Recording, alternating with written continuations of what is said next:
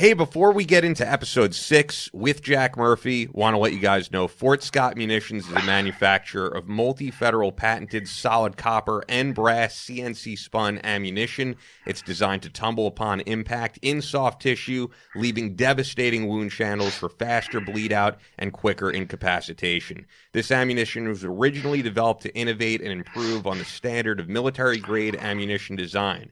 It was found that not only did the TUI ammunition outperform competitors in the self-defense industry, but it quickly became apparent that it would be a top contender for hunters alike. With the ammunition being CNC spun, the tolerances are some of the tightest on the market, ensuring that you receive the same results with each pull of the trigger. Fort Scott Munitions is available throughout privately owned businesses in all 50 states, as well as directly online through fortscottmunitions.com. Use the exclusive promo code Battleline for 15% off your order. Only available for listeners to the Battleline podcast.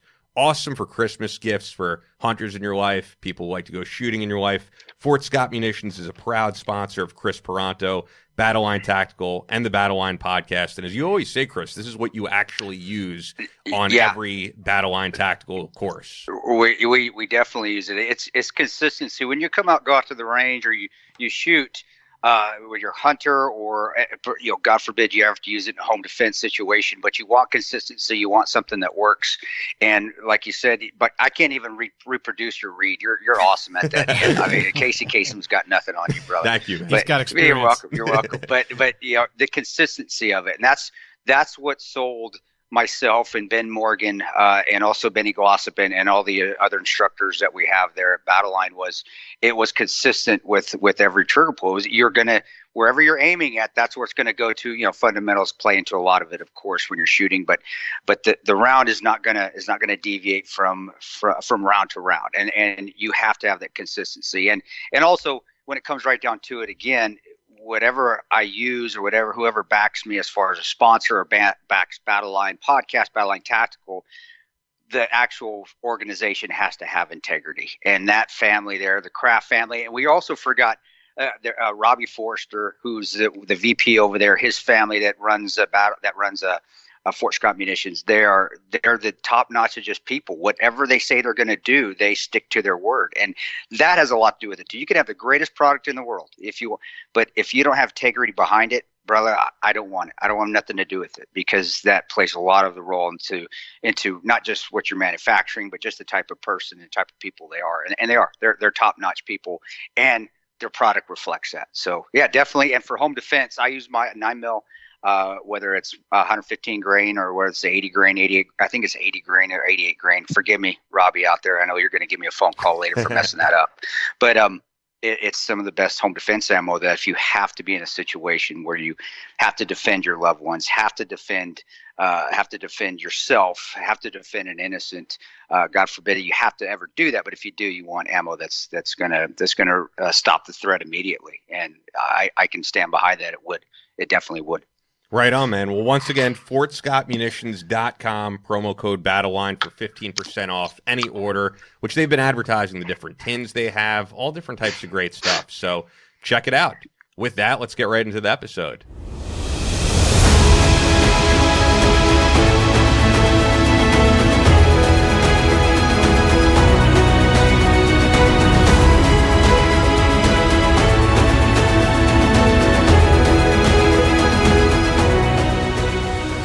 On the microphones, pure and uncensored American straight talk. Never quit. You're locked and loaded with Chris Peranto and Ian Scotto.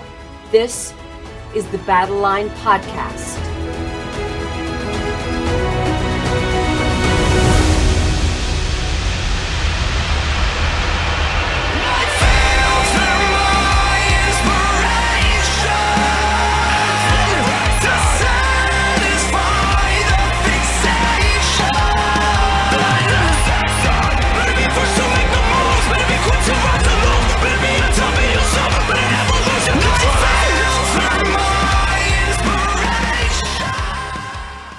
We're back, Battleline Podcast, and I should say Chris is back because last episode you were doing some speaking engagements. You're always like all over the place between tactical training, speaking engagements. Actually, this one I was in Kingman. I was teaching it was a Wednesday.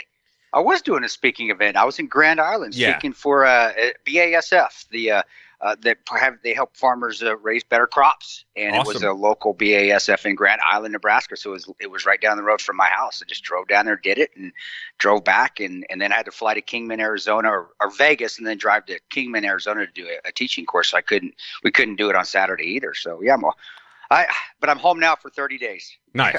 Yeah, this guy's schedule is crazy. It's all over the place in terms of like traveling for all this stuff. So I get it, man. I'm glad that we're able to like make this work though regularly. With that, a guy I have a lot of experience with in the past, Jack Murphy is in studio, and I feel like a lot of this audience knows Jack. Of course, Jack is the author of Murphy's Law, and I don't even remember the whole subtitle. Murphy's Law: My Life as a what is it? Investigative journalist, in special operations and investigative journalism, somewhere along those lines.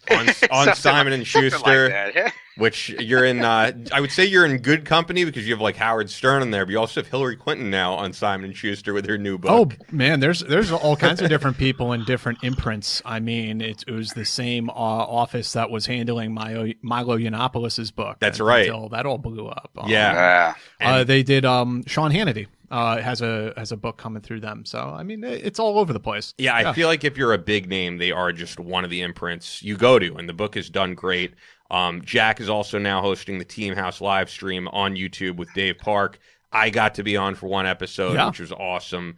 And writing for Connecting Vets, which is through Entercom at connectingvets.radio.com. Kind of doing a lot of what you used to do in the past in terms of investigative pieces on veterans issues. Just a lot of day-to-day journalism, really, at that website.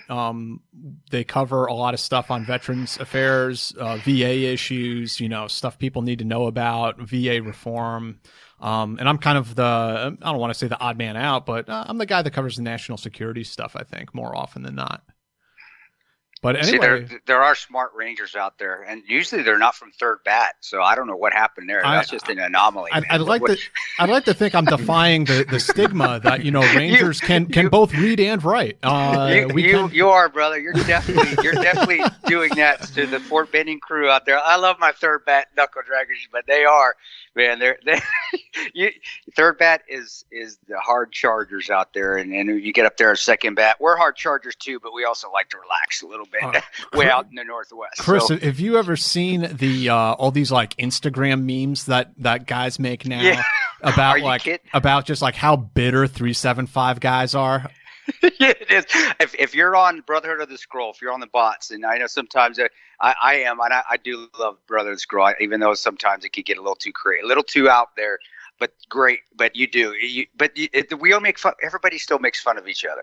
The craziness of just the angry guys that got stuck at 3rd Bat after RIP or RASP, that are so, even though they picked 2nd or 1st, but dang it, I got to stay at Fort Benning, and all of us got to jettison out of there. But there's other things that the other memes that go out there that I think 3rd Bat guys get even, especially with 2nd Bat guys. They definitely do on some of the memes that they put out there, because we're in Seattle. So you can imagine this type of stuff that 2nd Bat guys are getting on the memes from 3rd Bat guys, being out there in the Northwest and in the dang Jerry town, if you want to call it, the hippie town out there. I mean, I wish I knew what you were talking about, Chris. Like, I genuinely wish I knew what you were talking about. This is how bad my luck is. I was, option 40 contract. So I did basic training, airborne school and RIP at Benning, got assigned to 375 at Benning. Went to Ranger School at Benning. Went to Sniper School at Benning. I had to go to SFAS just to get off the freaking post. Oh, that's luckily you got to go to Fort Bragg. Outstanding. That's even better. Yeah. There's your vacation. As you're not wrong. You're not wrong. It's awesome though, because still, and over these last 3 years, what's awesome and this is saying good things about 3rd Bat and every other, all the rest of the regiment, 75th, is that I'll be honest, out of everybody that I've worked with since I've got out of the military, and it was before, even when I was a contractor, but in the civilian side, the ones that are veterans that have not steered me wrong, even though I get the hard truths from them every once in a while, The ones that I can still fully trust are fellow Bat Boys, 75th guys. And I've worked with Marines and SF, and I've worked with other guys in the civilian sector since I got out because of 13 hours and so forth.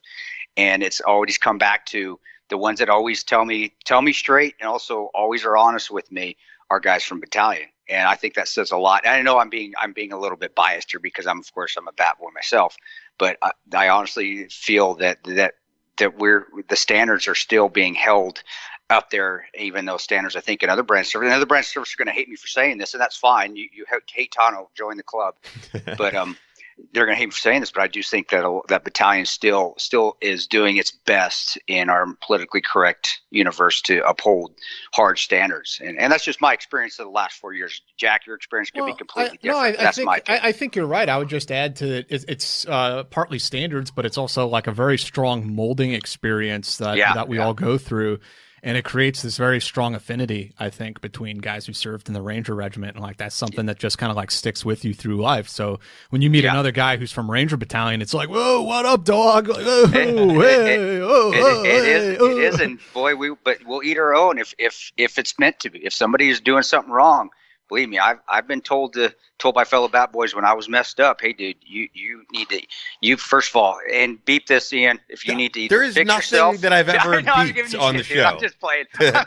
But I get when it's minor stuff, it's unfuck yourself. When it's serious, it's Ranger, you need to fix yourself, and that's when I'll get that, and I'll know that I'm over the line, especially if that's coming from a Bat Boy, and I admire that. I still need that self-correcting, or I should say, battalion correcting advice every once in a while from a fellow regiment, fellow guy from regiment. You're a more prudent man than I am, Chris, because I've worked on stories over the years that, shall we say, does not have the approval of the Brotherhood. That's so right. I've ran afoul of them many a time, but that's kind of on my end. I felt like I had things that needed to be said directly to the choir, and sometimes they don't want to hear that. But we've been there, brother. I've seen them, and I know you and I have had discussions too. So, sure, but it's also still just discussions. It's not, man, that dude's just a dickhead. It could be not for life. It could be just for that day. Gosh, that Jack's a dickhead, and then okay, we're squared away. Everything's good. Okay, we're cool again. But that's the thing is I can just call, hey, dude. You stepped over the line. You really jacked this up. And it should be okay to say that too. Yeah. You should be able to say like, hey, I disagree with what you're doing. Yeah. And if I could interject one thing, because I know specifically what you're talking about, because we lived in the same experience and everything. And we could kind of talk freely now because we're doing our own things at this point. Yeah. Anything that you, Jack, has ever written that you got shit for, where they were like, oh, this guy is profiting off blah, blah, blah, you always maintained where you said, hey, I get paid a salary no matter what. I don't get paid per click. So I'm not doing a clickbait thing to get more people to view my story. And I can maintain that was always 100% true. You were not running your own business where you had to get advertisers on your own or anything like that. So anything that you wrote, whether people liked it or not, I always believed you had 100% integrity. I wrote it because I felt it was important. And yeah, I was paid a salary like any normal journalist.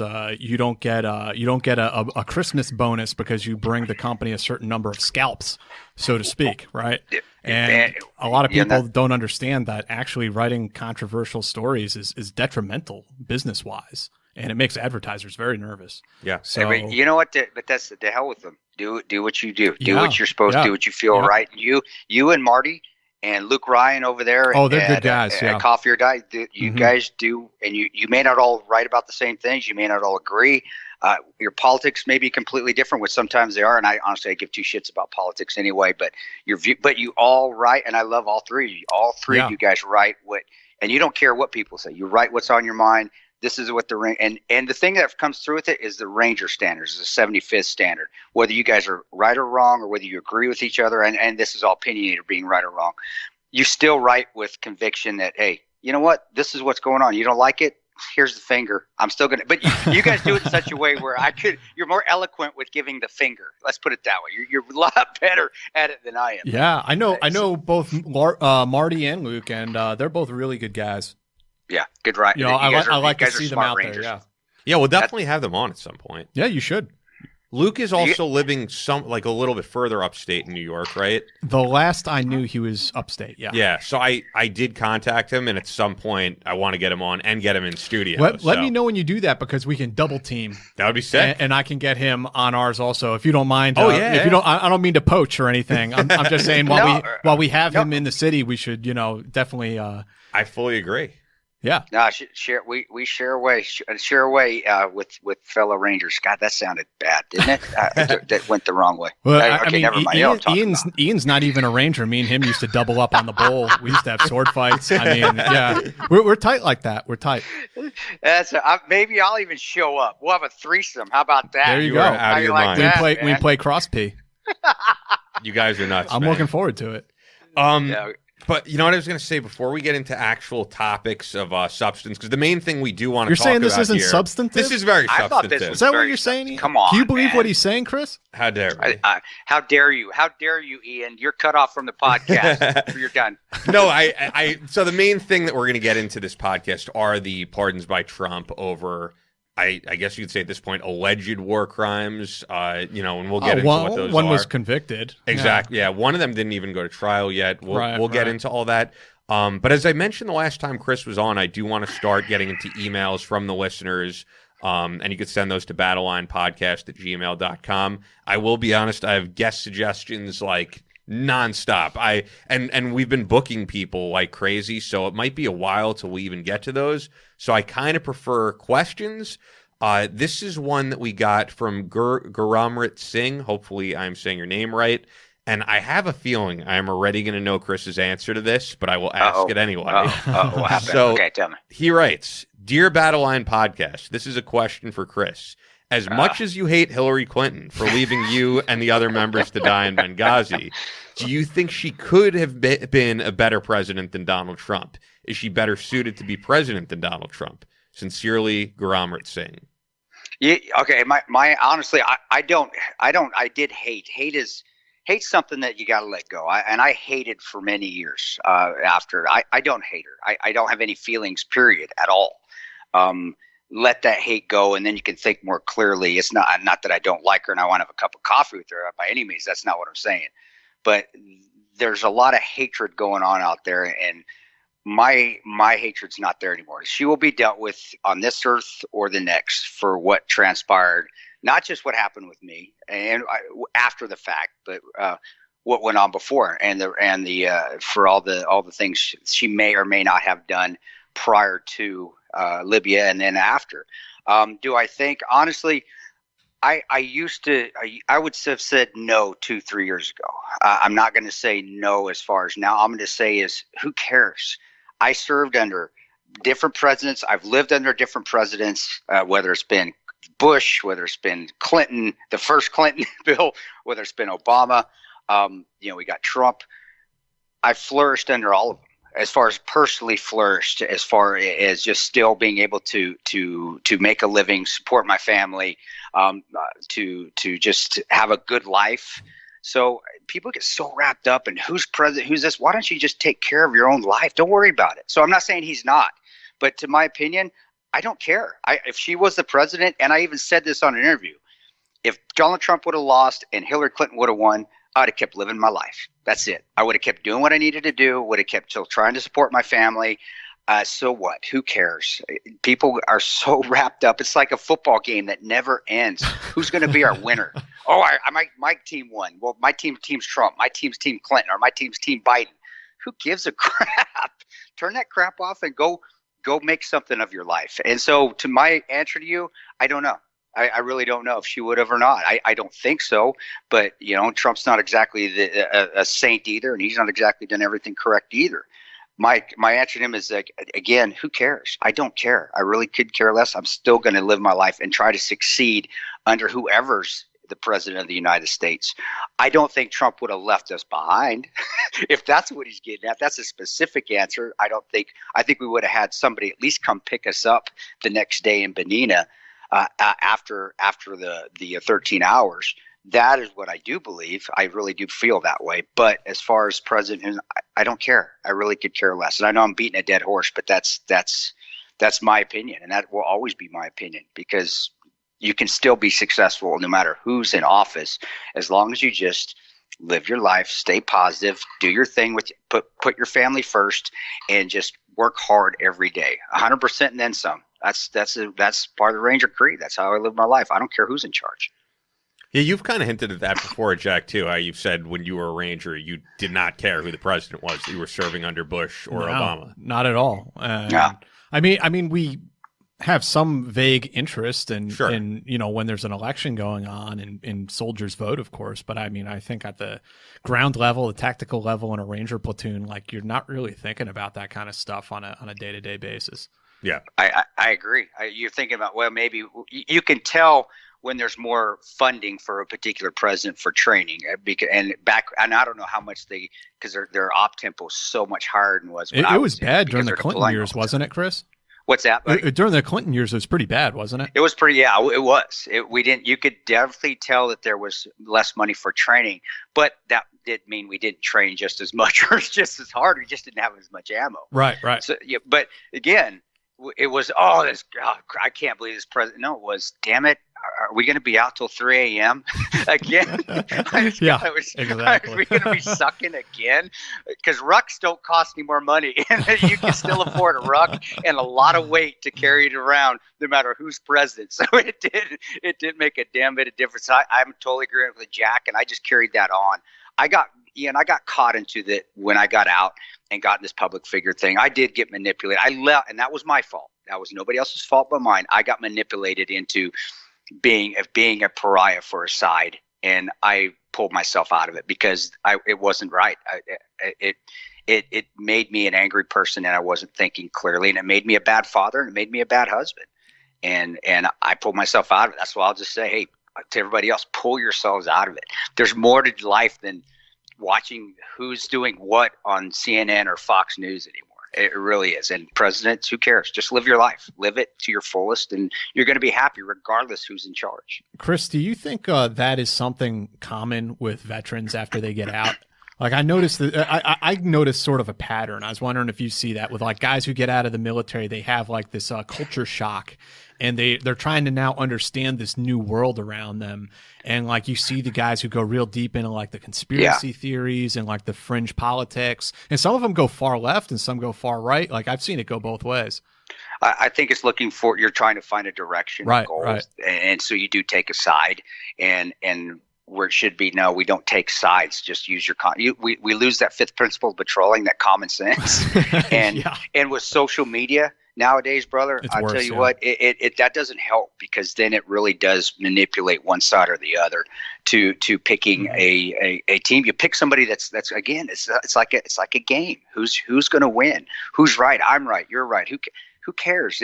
Find the goal to be something other than who's president of the United States. And on the conspiracy theorists, that you just go down a rabbit hole. And I do find that most time that guys, and even myself, because that was when I was estranged from my wife too. Mm-hmm. You're on your own. You're basically single.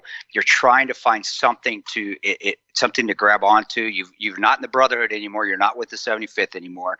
And so that kind of becomes your little clique, and you're always right because that little clique's always telling you you're right. Right. So, right. And I completely agree with that. And it takes a lot to pull yourself out of that and really find direction and find what really is important in your life. And that is family. That is really true friends that still stay around you. And my true friends, one of my best friends in the world, Ben Morgan, first Ranger back guy, that's been my friend since high school.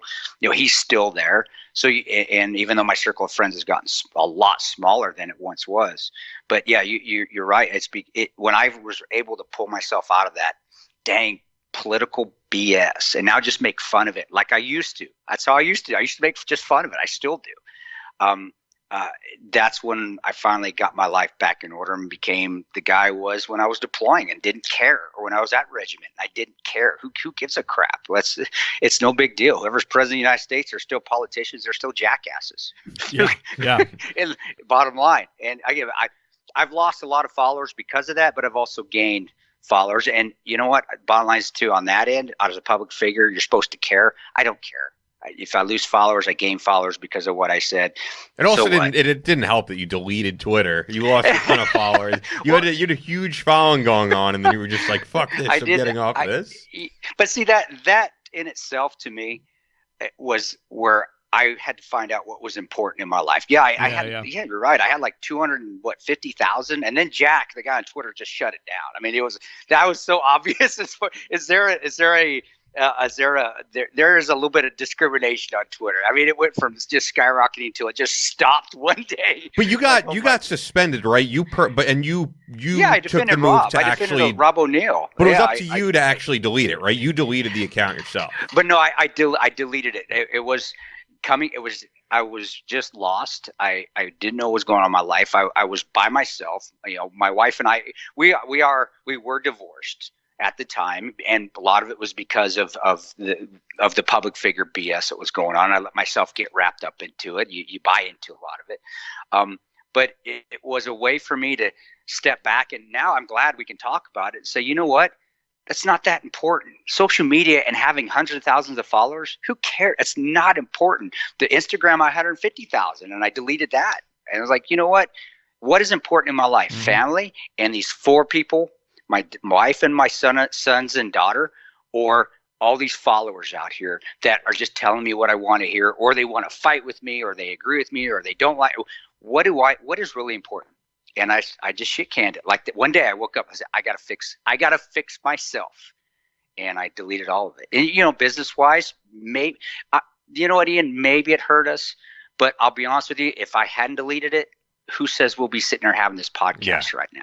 Yeah, you were losing your mind a little bit. Yeah, losing my mind a little bit. No, it was completely gone, and that was when I tried to eat a bullet. I did in the shower by myself, and I'll tell people I did. It was time after I didn't do that. That's when I got the next day, and I said, I'm done with all this. And I said, if it's meant to be, the followers will come back. If this is what I'm meant to be, is be this public figure, then it'll come back. If I'm not, okay, good. Go back to insurance adjusting. And actually, I'm going back to insurance adjusting anyway, because I miss it.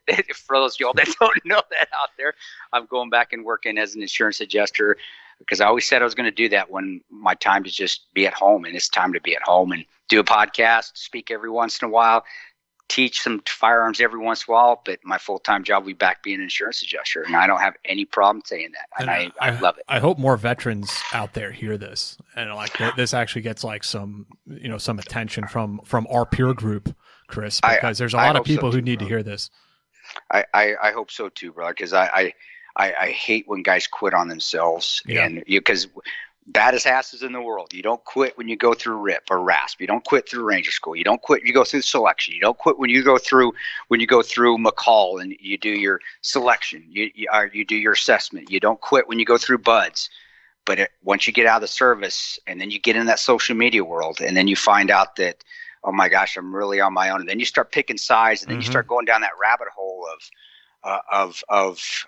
egotisticalness, of pretentiousness, and then you lose yourself, and then you quit on yourself, and that I just don't get it. How can somebody that's such a hard ass warrior, and they are all those guys out there, everybody in the special operations community is a hard ass. They've proven themselves to be, but then you quit on the thing that's most important in your life, and then that's yourself, and in essence you quit on your family too. You won't quit on your brothers. You're not going to quit in combat. You're not going to quit on your fellow Ranger when you're serving with them. You're not going to quit in Ranger School. You're not going to quit in BUDS. But then you're going to quit on yourself. That just never made any sense to me. And that's what I said to myself when I looked in the mirror. I said, I've never quit anything, and I almost am going to quit on myself. You are get your shit together, Ranger. And I got my shit together. And here we are talking about it, and I'm smiling because I'm glad that I did the right thing, and I feel good, and I'm back with my family, and this will be one of the best Christmases I've had in many years. I've seen the pattern, of these veterans come unraveled. You can watch it almost in real time on social media, and it's eerie to see, because these guys go through, it's like the stages of grief, you know, like the 5 stages of grief. And like, it starts off with like denial, and then you're trying to bargain, you're trying to like, create a new theory of how you see the world around you. And that's where it comes in all the like politics and conspiracy stuff. It starts more with, first it's like the oversharing, like the denial phase is like the oversharing on social media. Like, this is how I feel about this, and I'm crushing it Monday, I'm crushing it Tuesday, I'm crushing it Wednesday. And like, you see that, and it's like, this is like a distress call. Like, this person is asking for help, you know? It's like, they're totally full of shit when they say that. It's obvious. And then, you know, then they go down that rabbit hole. And then eventually, if they survive it, if they come, some people just go down it and never come out. If they come out on the other side, it looks very similar to what you're talking about where you are now, Chris. It kind of is like you put the gun down literally and figuratively, and like you're able to step away from your past self as a badass ranger or contractor or whoever you were. You know, you accept that that's who you were, and now this is who you are now: a dad, a father, you know, many other roles you can have in your life. You're spot on, brother. And, go ahead. And, I was just going to point out. I mean, then when you finally emerge out of that on the other side, it is it's like you kind of put the war itself behind you, and you just wake up that one morning. You wake up, and maybe it was that morning for you, Chris, after that near suicide attempt, where you wake up in the morning and you're like, you know what? I don't have anything to prove behind a gun anymore. I don't have to prove how tough I am anymore. That is where guys need to find it, and that's why I tell guys that have done downrange, guys that I've worked with that are still fighting it. Walk off in that sunset, yo. You did what you needed to do. You are still that hard ass that you were 15 years ago. You got nothing to prove to anybody. Now it's time to be a special operations father and a special operations husband. That means be the best father and husband and son and daughter that you can be, because you know what? Because this you already did it. And that's what when we sign up for, that's what we want to do. We want to go at the end because it's something to prove. We've proved it. We've done it. We've done it under fire. We've done it under duress. We've done it under starvation or sleep deprivation or a combination of all of it. And it's over. Okay, got it. Here you go, youngster. Your turn. You take it. And if you need any help, I'm here. If you don't worry about it.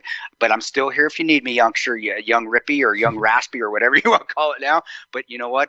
I'm walking off in the sunset. And actually, I did say that to a Marine, a Marsoc buddy of mine that was having issues. I said, hey, buddy, it's time for you to walk off in the sunset. You've done everything you needed to do. You got nothing left to prove. And that's what social media has a problem, though. Because you're right, you're seeing all that stuff on social media where guys' egos and the challenges and hey, how much CrossFit weight did I do today? Hey, what about my hormone therapy I'm doing? And I'm looking all huge because I'm taking too much Nugenics now. Every day is a picture of you wearing your cry pants, shooting M4s out at the range, and like throwing dumbbells around. And it's like exactly, we already know you're tough. You're a Ranger. We know you're tough. We got it. You know. Well, the interesting thing, though, is, you know, Jack, you're significantly younger than Chris. And that significantly makes it sound like you're 20 years younger. What the? I'm only 21 and a half years old.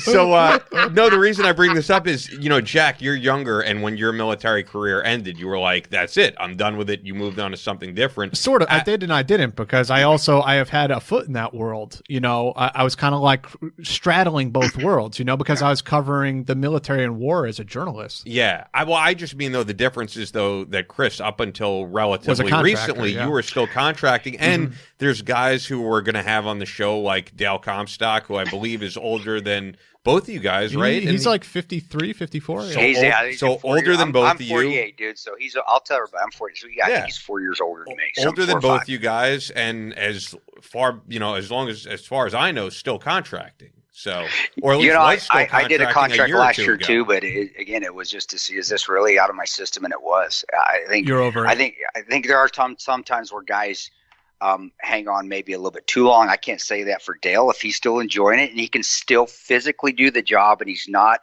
a detriment to the team, then if he wants to still do it. But guys, that also is, Ian, and that's also a path that guys have to decide when they get to this age. Especially, I don't know, is Dale married? I don't know his marital status, his children. I don't know if I want to go there, brother. He has some, I will say, I don't know attractive, petite Asian woman who has Comstock tattooed on her back. I love Dale, I really do. But yeah, the drama in his he'll be the first one to tell you a lot of drama in his personal life. Okay, and that's again, if guys want to continue to do that, then that's up to them.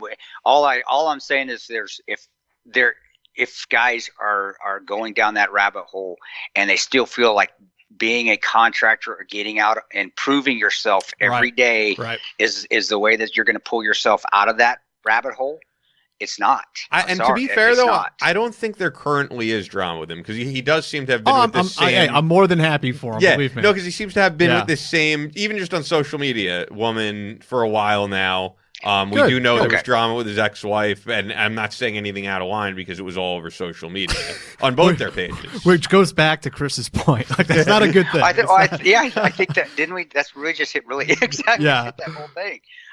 But I don't know. Again, I don't know their relation. I don't know Dale. I just know of him because of I'm sure just because of the circles that we both travel, similar friends, similar people we've worked with. But getting off just not him because I don't want to just because I don't know him. Yeah. Just in the grander scheme of things, there are guys that just Sergeant Major Purdy, the Ranger legend. He was when I started contracting in 2003. He was still contracting with Blackwater, and he was still going out on the road sometimes and doing, he was in his 60s at the time. Wow. Guys just sometimes just still need to do.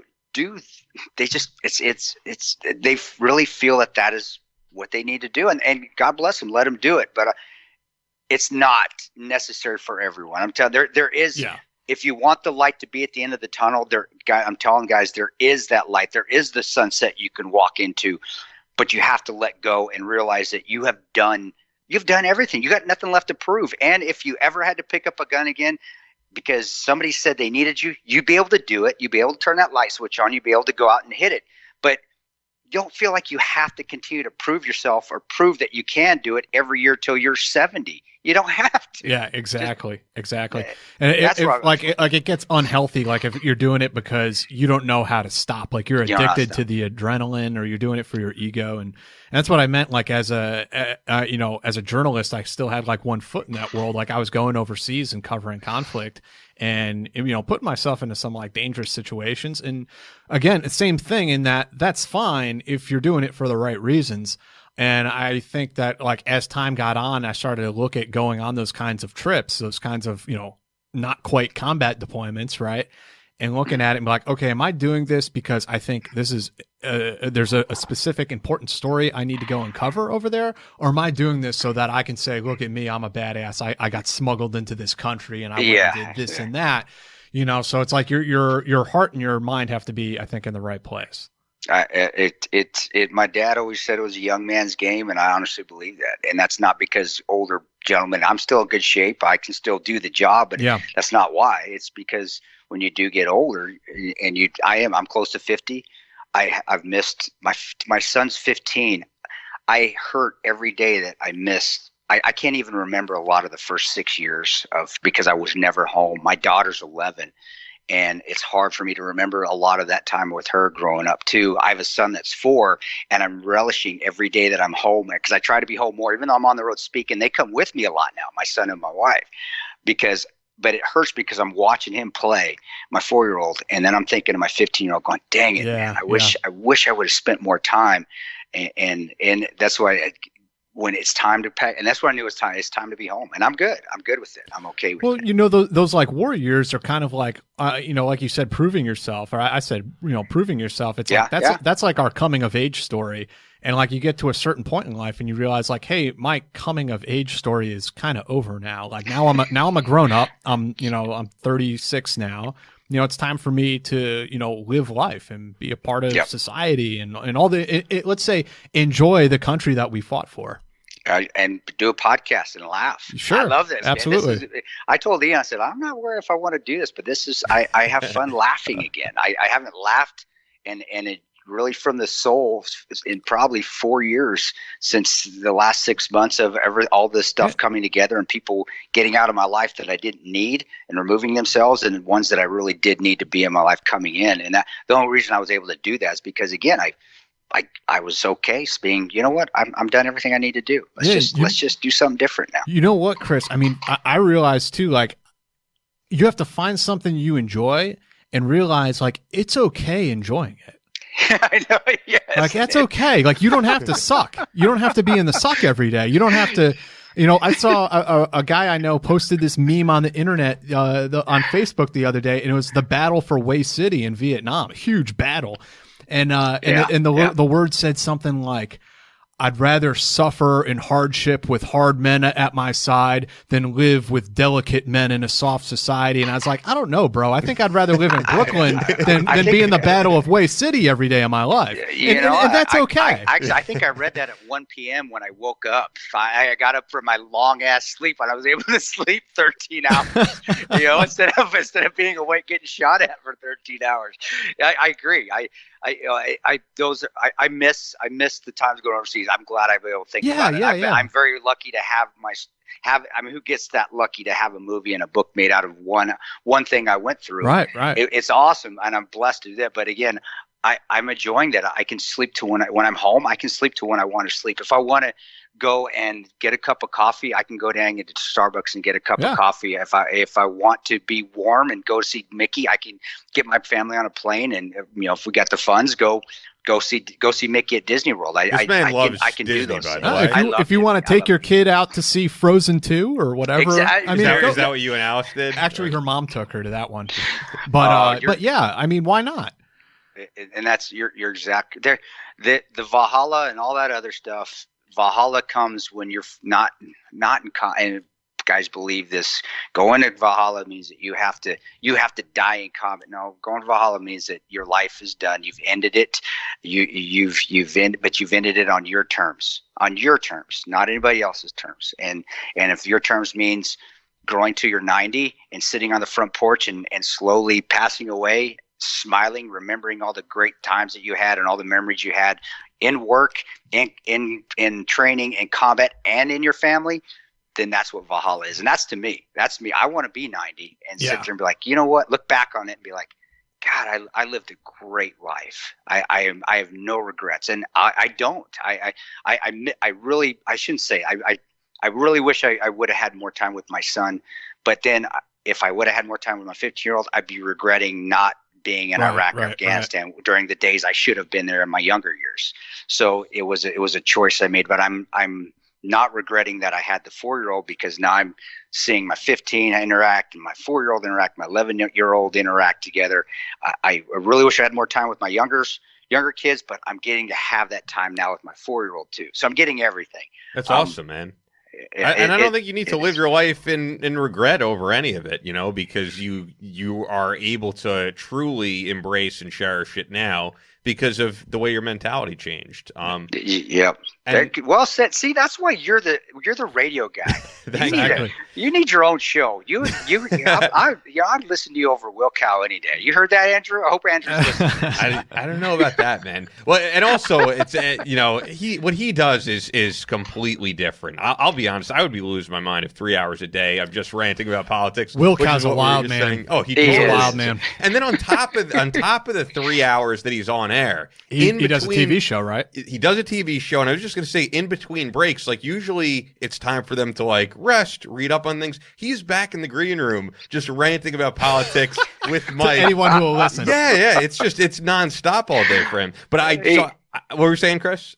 I do have a lot of respect. And I say that because Andrew, I consider him a friend. And I'm just, I agree with you, brother.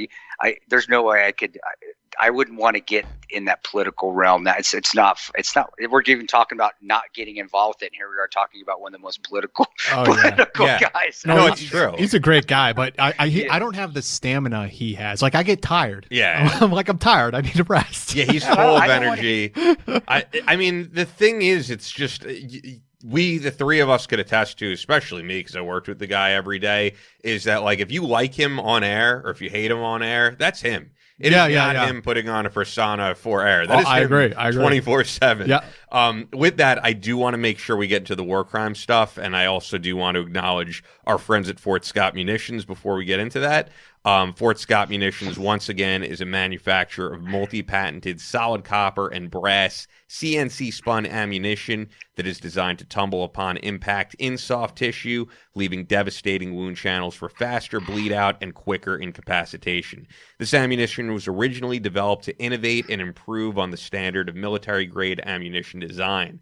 It was found that not only did the TUI ammunition outperform competitors, which, by the way, is their trademark, the TUI, tumble on impact, it outperformed competitors in the self-defense industry, and it quickly became apparent that it would be a top contender for hunters alike. With the ammunition being CNC spun, the tolerances are some of the tightest on the market, ensuring that you receive the same results with each pull of the trigger. Fort Scott Munitions is available throughout privately owned businesses in all 50 states, as well as directly online through www.fortscottmunitions.com. And I always like to stress it's not ammunitions, munitions. So FORT Scott MUNITIONS.com. Use our exclusive code Battleline for 15% off your order. Only available to listeners of the Battleline podcast. Fort Scott Munitions, once again, is a proud sponsor of Chris Paranto, Battleline Tactical, and us right here at the Battleline podcast. Go support them. FortScottMunitions.com, promo code Battleline for 15% off. And with that, we wanted to get into a story that really blew up last month, but there's still a lot going on with it. Last month, President Trump pardoned Army First Lieutenant Clint, and I know you know of him, Chris, so it's Clint Lorance, I believe you said. Yeah, Lowrance. I mean, I know the story. I know the story from a third person's point of view. Of course, I wasn't on the ground. You always it's a hard to armchair quarterback everything, but sure. I do know some of the particulars of what went place here just from reading, from my observation. Yeah, I just wanted to make sure I have his name right though. So yeah, Clint you Lorance. did. Yep. Major Matt Golsteyn, also Army, and then, of course, the pre-retirement promotion of Navy SEAL Eddie Gallagher. Now, this is something, Jack, that you've written about pretty much for the past year or so. Off and on, yeah. Yeah, and you got some great details in your article that at the time was for News Rep with guys who served on the ground, Army guys who served on the ground with Gallagher, and talked about not the stuff he was being tried for, but things in addition to that would definitely be war crimes. In Afghanistan, yeah. Yeah, so I don't know where to start with this, but I know that with Eddie Gallagher in particular, you were pretty insistent on it looks like this guy may have done some things. Let's get a fair trial. Right. And the fact also that Trump pardoned or took up 3 of these cases at once makes me feel like he didn't look at them individually. And, it's funny. We were just talking about, not funny, but we're talking about the Twitter stuff. Just recently suspended from Twitter is Pete Hegseth for reposting. Oh, really? Yeah, he reposted that shooter, the recent shooting that happened, his manifesto, which was, I guess, deleted from Twitter, and just for reposting it. The Pensacola or the Saudi guy? Or I believe it was the Saudi guy. Okay. Yeah, it did have something to do with like a jihadi type written statement this guy made. And he reposted it, and basically for reposting it, they suspended Pete Hegseth from Twitter. So that's going on right now. But the reason that's pretty bizarre. Yeah, I know. So the reason I bring up Pete Hegseth, though, is strangely enough, I was in these studios here at Gotham, and I recorded like a pilot episode with him and Sean Parnell. Sean ended up running for Congress, but this was, I genuinely do think a lot of Pete Hegseth's doing, like the way that Pete even told me in the podcast that we never aired when he met with Trump. He does a very good Trump impression, but Trump said to him, he was like, "You were very unfair to me at the beginning. You've been very nice to me now." Like, I think Trump loves when he gets great press from these guys on Fox. I genuinely think it means a lot to him. And I think Pete Hegseth really made the case for, if you want the veteran vote, you want to look like you're strong on veterans, do something for these 3 guys. It sounds crazy that would have any influence, but I genuinely think it did. When I met Pete Hegseth on the set at Fox News, and he spent, like 5-10 minutes trying to convince me that Gallagher was completely innocent of everything. And this was before his court-martial. And I was like, hey, I mean, he's innocent until proven guilty, but I wasn't there, bro. So... And one thing I also wanted to bring up is anytime I've seen a few times in the media them bring up Eddie Gallagher. The thing that they bring up is him posing with a dead terrorist. Yeah. I don't know about your take on this or both you guys. If that was all that he did, I really would not care. I know that, this is just my opinion as opposed to what's considered a war crime or not. Yeah. But it seems like there's been a whole lot more than just that. Yeah, if it was just that, then biggest thing would be, especially if I was in his unit, would be it would be just to knock him. What are you doing, you idiot? It would be. Are you stupid? Come on, are you really? You got to be the first on your block. I mean, I'm definitely not for the guy having his life thrown away in a prison. No, it would be an internal. If it was a Ranger battalion, it would be an internal squad room. Okay, all right, let's beat it. You're going to get your ass beat down for a little bit because that was stupid. But it wouldn't have been, it's not going to go into. It would have been a non-judicial punishment. It wouldn't the president would not be getting involved. You know? If that was it. But now go ahead because you know more. Jack with Eddie with Gallagher and the stuff. There's more stuff that's been coming out. You're right. So I want to hear Jack's point of view, and I'll be honest with you. After reading, I know what you've written on it. Mm-hmm. I'm not too far from you. It's hard to know because you weren't there. Yeah. But we're on a podcast. You're asking for an opinion. I'll give you my opinion, but when it comes right down to it, I wasn't there. But I've been in situations that are similar. I've worked with guys that have mouths and sounded like. I never worked them, so I have to say it from a third person. It sounded like Eddie had a big mouth. It sounded like he had some bravado issues going on there. But again. Who knows? I don't know. I wasn't there. I don't know. I never met the man. I don't know I never worked with them. But if stuff Jack's written, if the stuff is out written that yes, he was looking to shoot somebody. Yes, he was a little bit over the top because you got to rein it in. You can't. You're not judge, jury, and executioner over there. You can't be. That's not how it is. There's still as much as some people don't like to hear it, but I'm going to tell you right now, there are still people over there. And I love working in Afghanistan. I loved working with them, some of the Afghanis, some of the ANA, the Kandahar Security Force guys. Not every guy over there wanted to kill you. Not every woman over there wanted to kill you. Yes, it was very dangerous. And I worked in Kabul. I worked in Kandahar. I worked in Herat. I worked in Jabad. I was on the roads to Mazar Sharif. I was in Lashkar. All these places. There were good people over there. And you have to still follow rules of engagement. But again, it's just, gosh, dang it. I wasn't there. If I knew I had everything for sure, I'll give you my dang opinion. But if he was looking, if he was looking to get his face out there, if he was looking to be that cool guy that got my first, because I heard that too, and maybe I was wrong, Jack, but he wanted his first knife kill or something like that. He wrote a text on it. I'm like, are you kidding me? That's just stupid. Why would you do that? Why, even if the guy's dead, why would you even write something in a text like that? I wouldn't want to work with a guy like that. I would. I'm like, nope, sorry, dude. You're a loose cannon. You may be tough. You may be able to shoot, but your mind's not right. You don't treat, I don't care who you are. You don't treat humans like that. Now, terrorist to me is not a human, but we still have the judge and jury judges out of the jury's still out if he killed that farmer, if that was actually a terrorist, or is the jury in? I still have so many holes that maybe you can fill in for me, Jack, because I don't know everything. I'm just getting caught up on Gallagher as far as all the other things that are coming in now, just not that knife kill. And then the medic said, no, I killed him. It wasn't Eddie. That's about as much as I know as far as I know about Gallagher, not the other stuff that's coming out. So go ahead. I think that, if you add it all up, what you can say for sure, there is just incredibly unprofessional behavior happening in this platoon. We can take the alleged murderer and just set that aside for the sake of the argument that these guys were just off the rails. It sounds like some bizarre, Apocalypse Now stuff going on out there. Now, as far as the larger questions involved, we can talk about general or specific. There's almost two different stories or two different public narratives. One of them is that it didn't happen. The other is it did happen, but who gives a shit?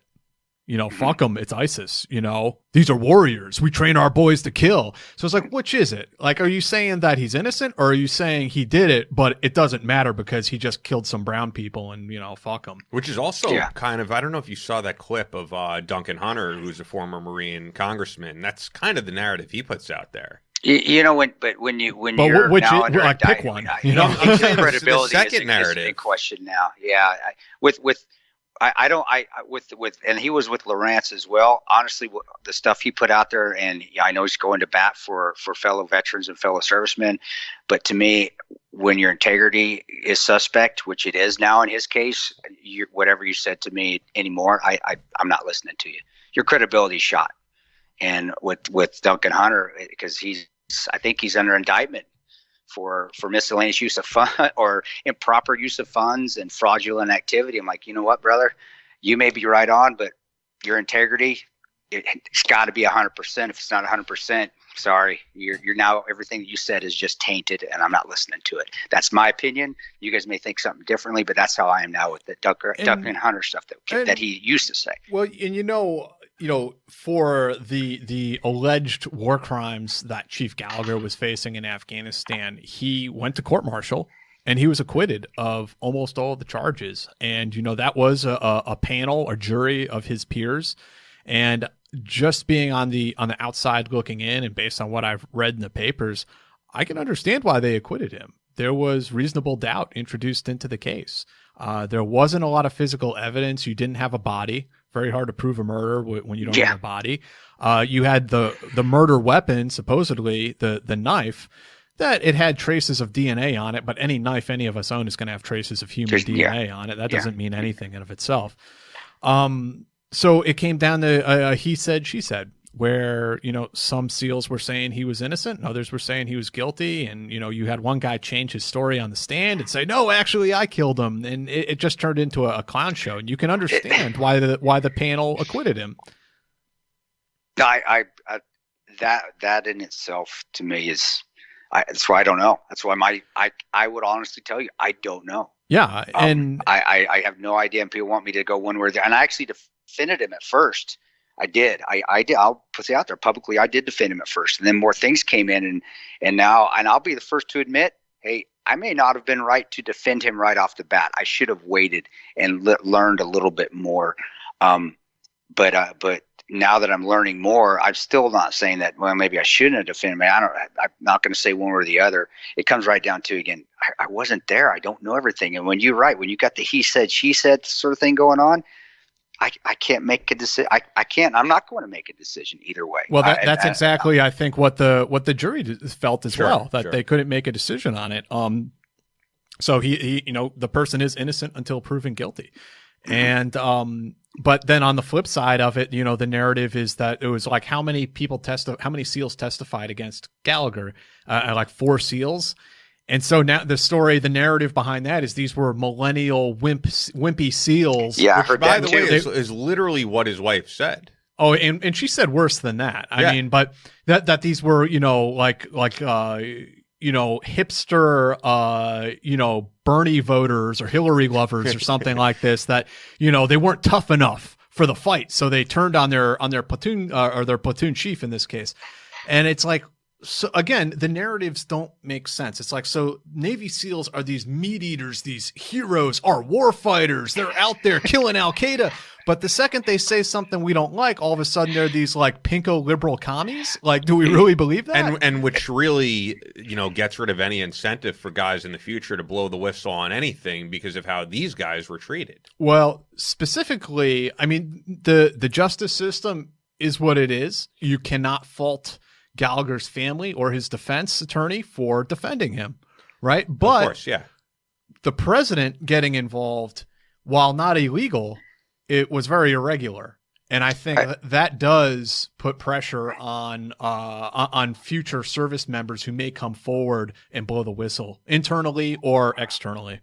I have a problem with just doing a blanket. He did, and to me it looked like with the 3 of them a blanket pardon, because it needs to be separate. Everyone needs to be separate and looked at separately, and that's from my bird's eye view looking in, President Trump gave a pardon to all of them just because they were veterans. Because again, the pressure from Hannity and Hegseth, and I agree with Ian. I think they had a lot to do with it. And he was wanting to time it around Memorial Day. It was like a big branded event.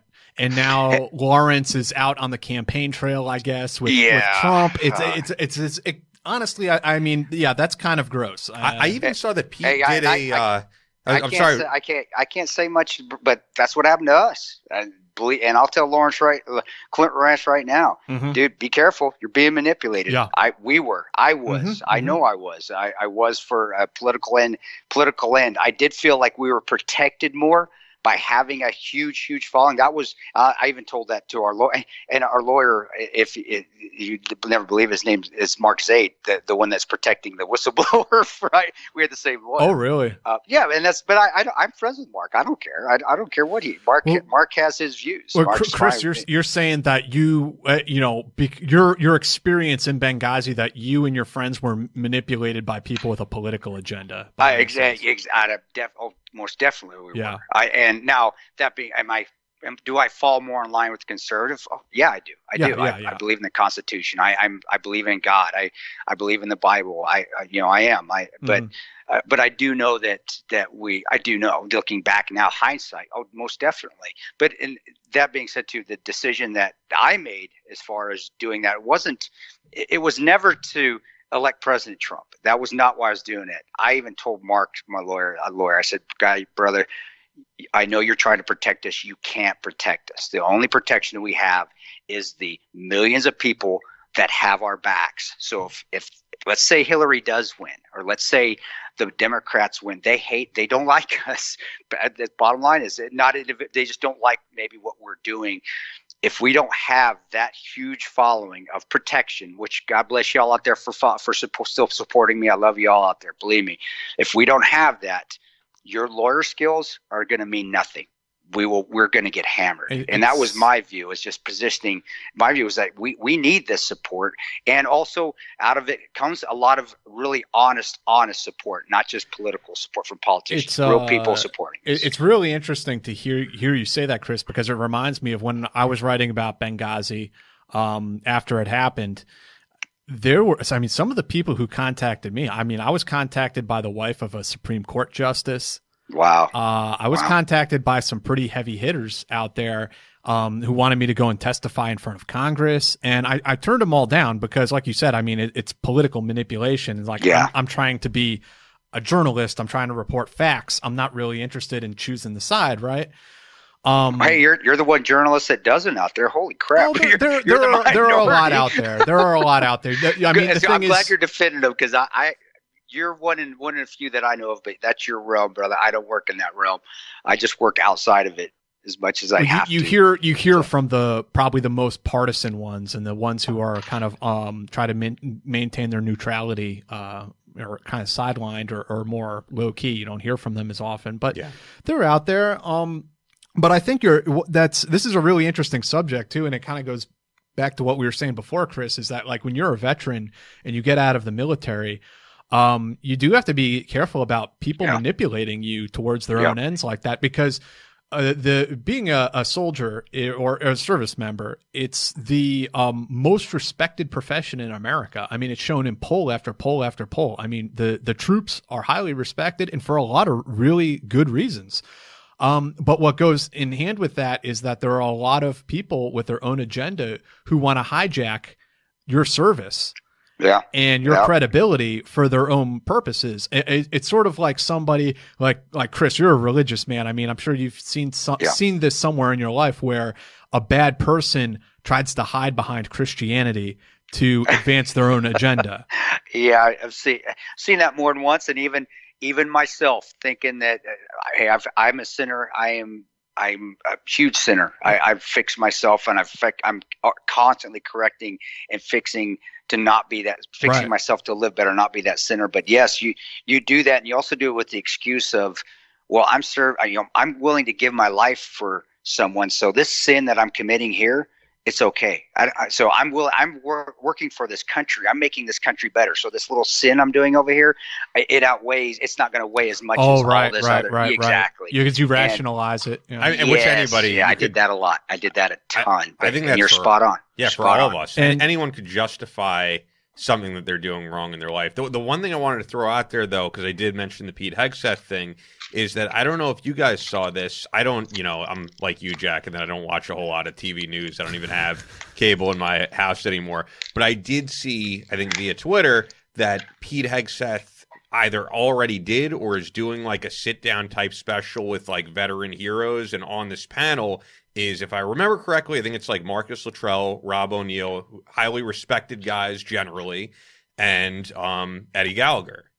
And I think it's trying to sell this narrative that Eddie Gallagher should be celebrated just like the man who killed bin Laden, the guy who was there. We have all of these living Medal of Honor recipients who have these incredible acts of valor in combat, did these amazing things, but we're choosing to celebrate alleged and convicted war criminals.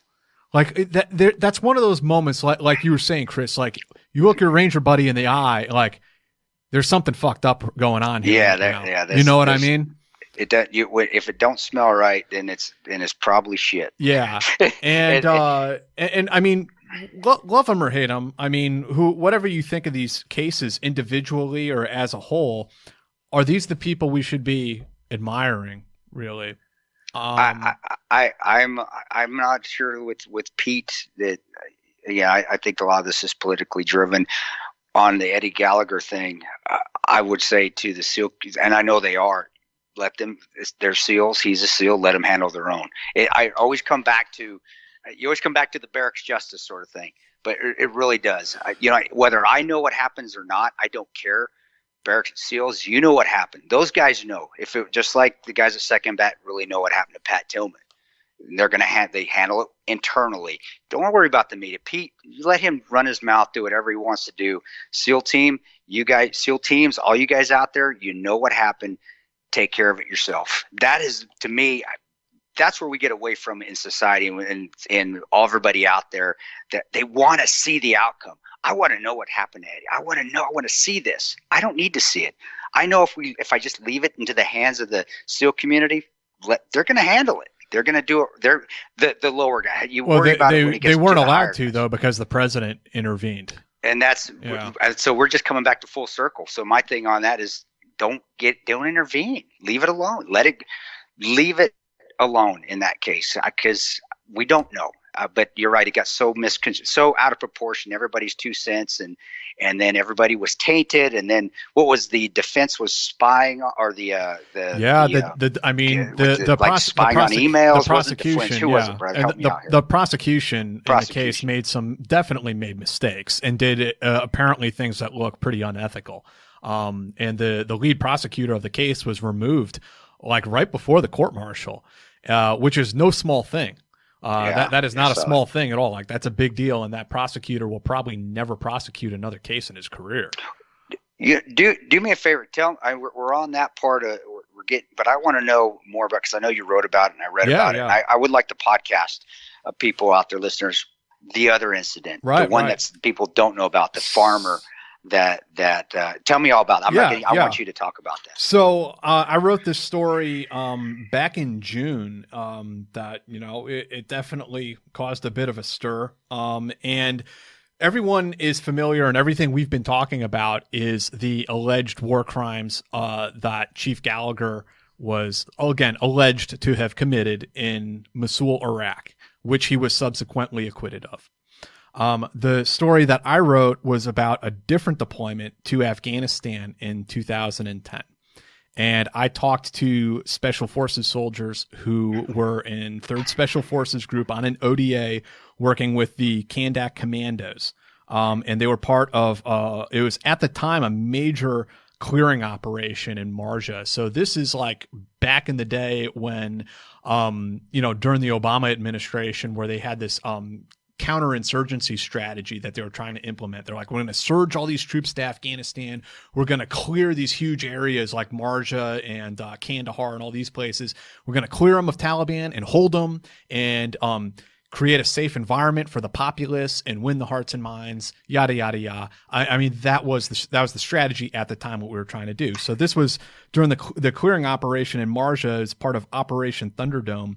And this ODA would sometimes have a guy from either the SEAL teams or the SAS assigned to them to help them out with sniper support, because these were large operations. So they needed all the help they could get, quite frankly. Because an ODA, for people who don't know, a special forces team, it's 12 guys working with their host nation partner force.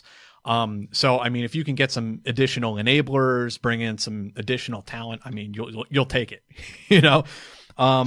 So on this particular operation, they had, the guys told me, Eddie Gallagher attached to their ODA. And the dudes I talked to didn't really like him.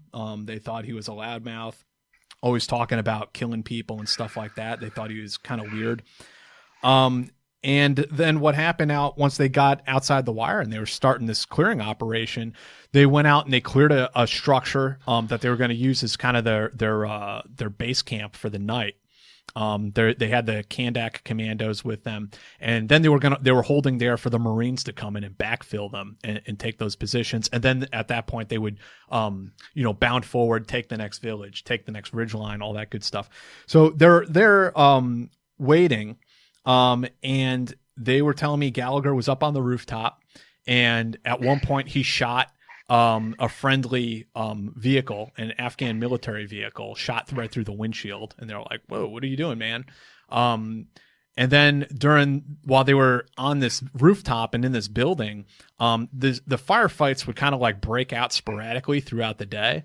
And there was this field right in front of them, and this farmer would come out and start working his land, like this old man with like a hoe, just working the dirt. And the interpreter and the SF guys kept telling this dude, like, "Go inside, man, go back inside. You're going to get killed. Like there's a firefight going on here." But sure enough, whenever there was like a little lull in fire, the guy would come back out and start hoeing the ground. They're like, and he wasn't carrying any radios. Nobody saw anything, no weapons, no radio. I mean, that's your rules of engagement pretty much, weapon or radio. In Afghanistan, he was an old man. He was a farmer, and they had seen him several times throughout the day, so they were pretty sure he wasn't a threat, you know. Okay. And then later that day, they hear a shot up on the rooftop, and there was another SF guy. Actually, the 18 Bravo on the team was up there with him, and he said that he witnessed Gallagher shoot the farmer, and sure enough, the farmer was there, on the ground, dead. And at that point, the team was split in half between two compounds. So you'd have like 6 Green Berets with Gallagher on one rooftop, and then you'd have the other 6 Green Berets down in another structure. They consolidated at nighttime to come together. And so at that point, the warrant officer and the captain were able to have a face-to-face, and they jointly decided right there, this guy Gallagher is out of control. We need to get him out of here. And so they called in the next resupply that came in that night. They put Gallagher on the bird and flew him out. Wow. When he got back to the main base, it was it was Camp Bastion that was supporting the ODA's mission out there. They told me that Gallagher was going around boasting about how he killed the farmer, and the AOB commander overheard this, pulled him aside, and put him on an airplane and got him out of there. I contacted Tim Parlatore, who is Chief Gallagher's attorney. He denied the entire thing, said this entire story is entirely false and made up. How come it never came out except for this one article, as far as I know, that you wrote? With all this controversy, I would have thought this would have come out somewhere else. Yeah, go ahead. I'm sorry. I think it's probably. I can't necessarily answer that question. Maybe other outlets just didn't know about it. Maybe they didn't have the sourcing. Maybe they knew about it but didn't have good enough sourcing. I can't tell you. All this stuff together, it would definitely create some doubt in people's minds, especially when I see article after article just saying Eddie Gallagher, the Navy SEAL who posed with a dead body in Afghanistan, which to me, I'm like, who cares? At least that's just my opinion. In Iraq. And when I hear that, I mean, I just think I could understand how people would be worried about this type of behavior, but it to me, pretty minor infraction in comparison to what you wrote about.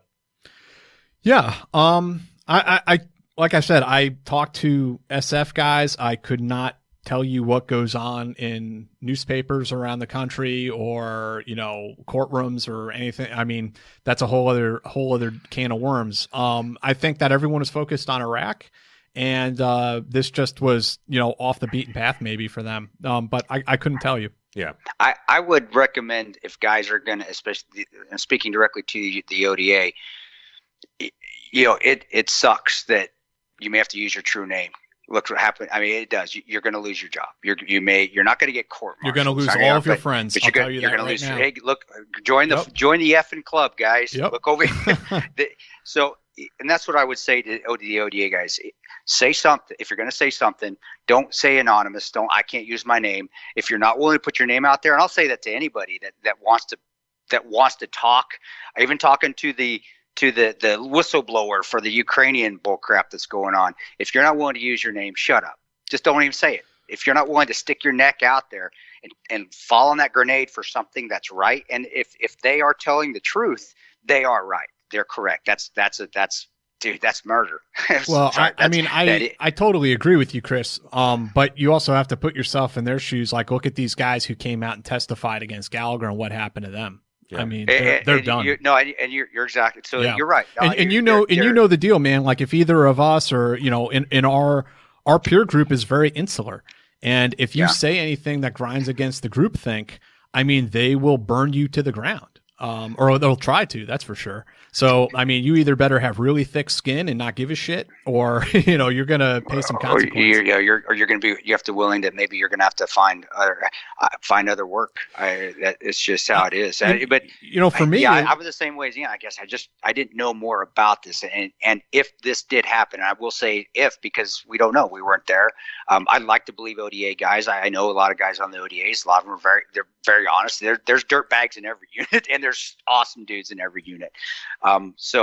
But that's it would really, I think it would really have made a huge influence on what transpired with Trump as well. Or did they just say it because Trump pardoned the guy? And is it politically motivated for them to say that? Prior to all that, yeah. It was. I think it was. Yeah, it was in June. So it was way before that. Okay, all right. That's why I wanted to hear the story, and I wanted to know. I don't really have that's the only opinion I have as far as just guys speaking out. And you're right, it does suck. We lost all of our clearances. We weren't able to work anymore. In the office, there were guys that loved us and other ones that hated us. There's people that hate me now. There's people that are very supportive of it. It comes with the territory, I guess. Right. And that's the price you pay. And I don't mean to romanticize that in any sense, but I mean, it's just, that's the choices you make. Like, I made a choice to go down this road and speak the truth to the best of my ability and to do what I feel is right. And if there are some people out there who don't like it, okay. Well, deal with them. Yeah. I mean, it gets to the point too, where it's like, well, if all of my friends are, such hardheads that they think war crimes are cool. Now, let's take this case and just set it aside for a moment, okay? If you think war crimes are cool and like it's okay to shoot children and it's okay to like scalp people, if you're okay with that, then I don't really want to be your friend in the first place. Yeah, no, that's I'll just to put it in perspective for people out there listening. There was driving by, and you should see, and I know, Jack, you've seen some of these playgrounds in Afghanistan that OSHA would have shut them down a long time ago. I mean, you impale yourself on these. But I remember, a car bomb going off, and we were out in town. I was doing my agency work. I wasn't doing any DA stuff, so we're just driving around. And so you're actually living within society there. You're living within the local. So you're just like, when something happens, you're reacting to it just like they are, because you're out there doing your surveillance or doing little area familiarizations, So, and I remember these kids, they didn't move. They just kept playing. And all I could think about, my son was 5 at the time. My daughter had just been born. I was just thinking to myself, gosh, my kids they don't care. They just want to play. And so when you come back to these war crimes, you're right, with kids dying, it really hurts. It bothers me. It pisses me off. Yeah. And when somebody has a bravado, if they're saying, look what I just did, I just got my kill here, that makes me extremely angry, because you're devaluing human life. That's why I don't want to get too much in the Gallaghers because I don't know, but just the bravado aspect of it, of him saying, look what I did, look who I shot, look who I just knifed. That in itself pisses me off more than anything, because you are devaluing human life. And it wasn't, as far as I know, if it happened, that farmer sure as heck wasn't a terrorist. And it just, you just don't live like that. And I'm sputtering because I'm angry. I'll be honest. It really hurts me on, because I remember just, there are good people there. The people are just trying to live their lives. And when things like that happen, whatever counterinsurgency gains that you made, you've just lost them like that. With the years of gains you've made on hearts and minds, you've lost all that in the span of 30 seconds, years. And that kind of goes into Lowrance thing and what he did. Yeah. So, and all those people who are out there, all those like people who are in the peanut gallery supporting. And I'm not even saying, if you support these people because you legitimately believe they're innocent, that's like one thing. I can understand your point of view. But if you think like war crimes are okay, you think this is okay, and that when you wear an American flag on your shoulder, that it's all right to go around doing these things, it's like you need a values check. Yeah. And you wrote a tweet actually that I saw covering this, Jack, where you were saying, don't you think this has something to do with the 22 veterans a day that we hear who are killing themselves every day? Again, the contradictory narratives, right? There are the two narratives that these vet bros out there want to perpetuate is, on one hand, 22 a day, veteran suicides, homelessness, substance abuse, but also, war crimes are cool, scalping people, cutting throats, my pipe hitters, and all this bullshit. And it's like, dude, you go over there and, you're killing people you shouldn't be killing. Don't you think that leads to PTSD and substance abuse and ultimately suicide? So, like, these two things are incompatible.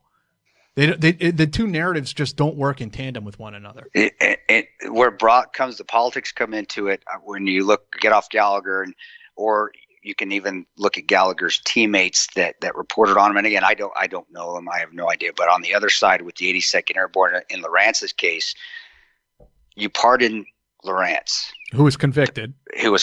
And so let's separate those two if we can real quick. Okay. So Matt Golsteyn is the guy that I saw I think he was wearing a MAGA hat, right? And he said... Oh, I don't know that. Well, I did see him in his uniform, though, right? He came out in his uniform, who met with his family, right? And he actually served time. Golsteyn? That's a Green Beret. That's Lowrance. I'm just trying to make sure Golsteyn was a special forces officer. Which is the one who actually served time, and which is the one Lowrance. who never went to trial? Lowrance. And Golsteyn never went to trial. Correct. Who killed the bomb maker? He was going to go to court-martial this month, but he received a pardon. So that's what I thought. But he was the one that was found not guilty, and then he admitted it. Golsteyn was the one that admitted on Fox News. On Fox. To me, he was, because I believe, correct me if I'm wrong, but he did go to trial. He didn't go to trial. With that, actually, he was interviewing for a job for the CIA. Yeah, I was going to say, let's just rewind and explain both of these if we can, because even I'm confused. So Golsteyn was a special forces officer. He was interviewing. He was doing his polygraph for the CIA to go and get a job there. That's right. And while on polygraph, allegedly, he admitted to executing a suspected bomb maker in Afghanistan, and also allegedly admitted to going back later, digging up the body, and then throwing it into the burn pit on their base and to cover it up. To cover it up with a couple of his boys. And then the Army, this got out. The CIA had to do the responsible thing, report it to the Army. Be like, what do you guys want to do about this, right? And the Army, you get the impression, were almost just trying to let it die out and go away. And then he went on Fox News, and he did not admit to everything I just said, but he did admit to killing a suspected bomb maker in some circumstances. So he confirmed part of the story. And then the Army went and began the actual criminal prosecution, because at that point you forced their hand. You went on Fox News talking about it. What do you want to do? He easily could have died. And so he was on his way to court-martial. Like I said, I think his court-martial date was like the December 2nd or 3rd, and Trump pardoned him before we got to that date. God, with the admission, saying that you did, dude, it's a war. To me, that's kind of black. That's cut and dry. You did it. You killed the dude. Yeah. You kill you if it was it in battle? No, it was when he was under their care, but he was a prisoner, right, at the time. Help me out, because I know little bits, but I don't know the specifics. Like, was he a prisoner, or was it during an actual battle because if it was during battle, who gives a shit? It was out in the field, but it was as I understood it, it was not like they were actively in a firefight or something like that. Okay, and that's two things. So if there was an active firefight going and he killed the guy, that's just how it goes. Yeah, that's war. Yeah. That's war. If the Taliban bomb maker, and was it Taliban? Or was it Al-Qaeda? Allegedly a Taliban. Allegedly Taliban bomb maker. If it was that he had actually surrendered, or you had taken him prisoner and then you did it, that's a war crime, brother. You're going to jail. You may even be hung for that. You just prisoner. He's your prisoner. Yes, they may be released later, but come on, look what happened to Gitmo when people being released, and then we're fighting them again. But guess what? We are not judge, jury, and executioner. That's not what soldiers are. That's not what SEALs are. That's not what Rangers are. We do our mission. If it's a DA mission and we're hitting something, yes, we go in there and we take that objective. And if there is bad guys in there, we kill them. That's how it goes. But once it's over and we have prisoners, no, that human, you don't do that. Oh, I'm going to be fighting this guy again. And believe me, Vietnam, I know those guys, it crushed them to do that, fighting guys. But that's what sets us apart from the rest of the world. That's what's supposed to. On some level, I feel like this is all it's like a microcosm. These war crimes cases are like a microcosm of something happening in American culture, but specifically in American military culture, that like the morality has changed. Yeah. And you've spoken on that, Chris. That these things are like deemed as being like okay now. And there's both the military and civilians who support the military. There's also this like frustration. Like you guys saw these papers that the Washington Post published this week showing that its senior leaders all throughout our government knew we were failing in Afghanistan since like 2004, and they lied to the American public about it. So there's like this nihilism, like we're not fighting for anything. And all of us know it. The troops know it. The public knows it. Like this war is fucking pointless. We have no strategy. So we're just fighting for the sake of fighting. And this is where I think the troops come into all this stuff with like Spartan warriors and Templar Knights and that's something bigger that we used to fight for. It's not there anymore. Right. Exactly. We're not fighting for anything. So the war doesn't justify itself. So we have to like reach out into all these weird places to try to find something to legitimize why we're still fighting. And we are not holding ourselves to that higher standard, that virtue that we're supposed to have. You are. I am a Ranger. I'm going to do the right thing. Doesn't make a difference what it is. If I have to go in there and I have to kill something or to accomplish my objective, which whatever that mission is, a direct action mission, or to rescue someone, or to get a terrorist, I will. But once that objective has been reached and we've taken prisoners, I am holding myself to a higher standard. I'm not going to go throw them out there on Al Jazeera or whatever and burn them just to prove a point or to kill them or not. No, you don't do that. That's the difference. And the only reason to do it is for self-gratification. Like it doesn't serve a strategic end game or even a tactical end game. It's really just so you can feel tough about yourself, so that you can feel empowered. Like, oh, look what I did to the enemy. I cut his, I got an ear necklace. How does that win the war? And that shows nothing as far as integrity. That shows that we're no better. We're no better than them. And people are like, well, come on. I get that you got to be tough with. I understand they don't get Afghanis and Iraqis and Middle Eastern don't. It's not the reasoning they don't get, but you do have to be firm and confident. But being a murderer is not firm and confident. Right. If you get in a fist fight, Yeah, I may have to punch this guy in the jaw to get him to understand something, but I don't have to knife him in the face. That's completely different. I don't have to kill the guy, but I have to show him that I do mean business. If that means just punch him in the jaw, say, hey, dude, you need to listen to me. That's different. He's still going to get up and walk the next day and maybe have some more respect. But it's we've gone down that slope of virtue that's not there anymore, and that's we got to put, maybe it's taking God, and I haven't seen bases anymore. I know the chaplains were huge when I was at Fort Benning. Chaplains were always God was always part of and faith, whether you believe in God or not. You don't have to. I'm a good Christian. I'm not going to tell you have to believe in God, but you have faith in something that is bigger than you, that has integrity, that has virtue. If you don't have that, and if we don't have that at the base needs anymore, maybe that's why we're going down this road. Maybe that's why you're seeing more smuggling. You're seeing, I think, wasn't a bunch of Marines that were in child smuggling. You're seeing drugs on bases. You're seeing a lot more of stuff that is just would be unheard of back in '95 when I was in. Like, oh my gosh, what this would never have happened. And also '95, we were also in basic training. It was a little tougher. First day I was there, a kid from New York smarting off the drill sergeant. The drill sergeant sent him across the desk. It's like, oh my God, yeah, I better shut up and watch my mouth and do what I'm told, because if I don't, I'm going to get jacked by this drill sergeant. That doesn't happen anymore. Well, as much, there's a lot of wear and tear, I think, because of this war that's been going on for 18 years now. And, to say something, not to defend Chief Gallagher per se, but let's just look at him objectively. I think he was on 10 combat deployments, maybe more. That's a lot. I think that it has been, I think his lawyer has said that he was being treated for TBI. I think it's perfectly reasonable to say that the dude has PTSD.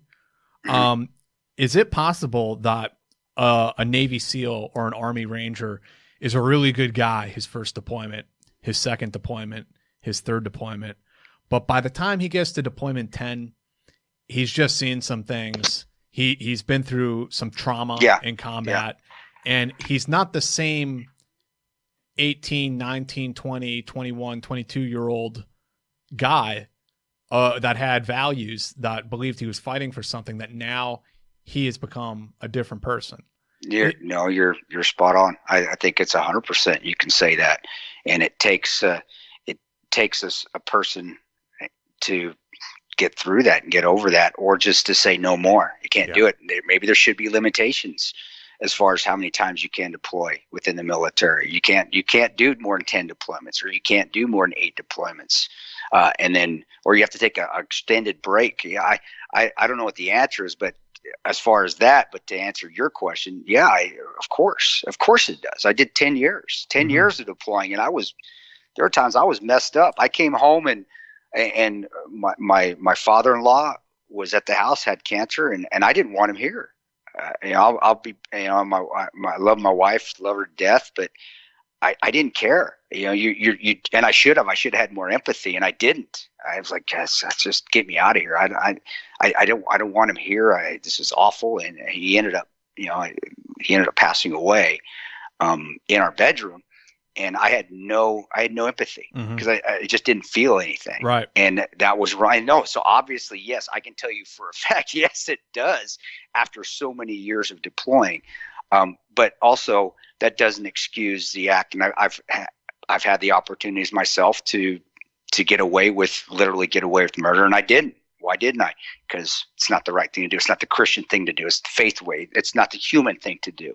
So I can also say that aspect of it. Yeah, after so many deployments, your mind's not right, but you still have to uphold that standard. Right. Standard, that human life still, whatever it is, unless it's that mission that I'm on, and that is that obstacle that I have to complete to get the mission. I have to go through that guy because he's trying to kill me. I'm defending myself, but I'm also attacking to do whatever op we need to do, and that person's trying to kill me. Yes, I can justify that. Yeah. But an innocent, or somebody that has either surrendered or is not a threat at that time, no, you can't. When we're taught, that's what I was taught. That's what I was taught at the 75th. And, I was taught that at Ranger Battalion. You don't do that. This is the point I would like to make. I think if I were to have a conversation with President Trump, not that I think he cares what I think, but or the people who feel like him on this issue, I would tell them that you may think you're supporting the troops with these war crimes pardons, and it may look like that. It may make you feel like that, and you're certainly supporting these specific troops. You're helping them out. You're doing them a solid, no question about that, helping them out of their legal woes. But I would argue that you're not supporting the troops. Yeah, and you can think of it if you talk about Lowrance, letting him out. I was going to say I want to get into Lowrance because we've covered Matt Golsteyn and Eddie Gallagher pretty in depth. Let's just start with who First Lieutenant Clint Lorance is and what he allegedly did. 82nd Airborne. He was a new lieutenant. Well, just because I know we're going to run out of time here. But lieutenant, he was a platoon leader. He had taken over a platoon that had been in that area in southern Afghanistan for almost a year. So that paratrooper, that 82nd Airborne platoon, had known the lay of the land. They had and I say salty, that means very experienced squad leaders, very experienced NCOs and senior NCOs on that platoon. He's taking over a new platoon. Bottom line, they went on a little patrol. They're moving into the town to do their counterinsurgency, which was basically winning at hearts and minds, going and speaking with the elders, showing their faces. A motorcycle came in the area, got close to the platoon, and he ordered to fire on that motorcycle, even though it wasn't part of the ROE. As far as motorcycles, you couldn't just light up a motorcycle if you saw it. And anybody that's worked in Afghanistan, there's motorcycles everywhere. They'll stack 4 deep on a motorcycle and drive down the road. But there's motorcycles. There wasn't a radio. Nobody saw. At that time, the ROE was either had to have a radio or a gun, and then you could shoot, especially if it was and especially threatening behaviors with those things. Didn't have either. His squad leader, one of his main squad leaders, and his NCOs were telling him as he's giving a command to a private to take out that motorcycle. They're on the radio as well because they're spread out. They're not in the area. They're actually on a patrol, so they're on a movement. Telling on the radio, don't shoot. Don't shoot. This is not a threat. And there gets to be a little bit of an argument on the radio from particularly one of the senior squad leaders and then the PL, Lowrance. Well, the PO was next to Lowrance was next to the private, and he was basically just, hey, you got shoot him, and the private shot him and killed those two. They happened to be 2 senior elders, and really destroyed all the operations, all the hearts and minds that they've been doing in that area for close to that year. And came down to it that after the interview, they found that when they checked the bodies out, because they continued on with their operation, they moved through. They did check the bodies out. They found no weapons, no radios, no bomb-making materials on them. Later, they did find bomb residue on some of the fingers of one of the guys they shot, but not at the time. And later, he was convicted based off also the testimony of his squad and his platoon that was there with them, convicted of murder and was sentenced to such. And what I have a problem here with it, and different than Gallagher and even Golsteyn, is that you had a new lieutenant and you had a senior squad there. And I was an officer, I was a Mustang, I was enlisted, then I became an officer. I would always tell the new lieutenants, when you take over a platoon, you listen to those squad leaders, you listen to that platoon sergeant, especially if they've been in the AO longer than you have, because they know what's going on. And when you hear the story about Lowrance, and again, it's all, I never met the man. I never met him. I don't know him. But it was another one where it sounded to me, reading his testimony, and then there was actually even a special on Stars about it. If you want to watch, there's actually a documentary series on Stars about it. And you get to see him up front. He just sounded like he wanted to kill. He wanted to because he'd never had a platoon. He was a first lieutenant at that time. He'd always been in the headquarters element. To me, it sounded like the typical headquarters guy that finally is getting out in combat, right? Getting a platoon, and now I'm going to get my confirmed kill. And he did it. I think, and he was found guilty. He had like 9 members of his platoon testify against him.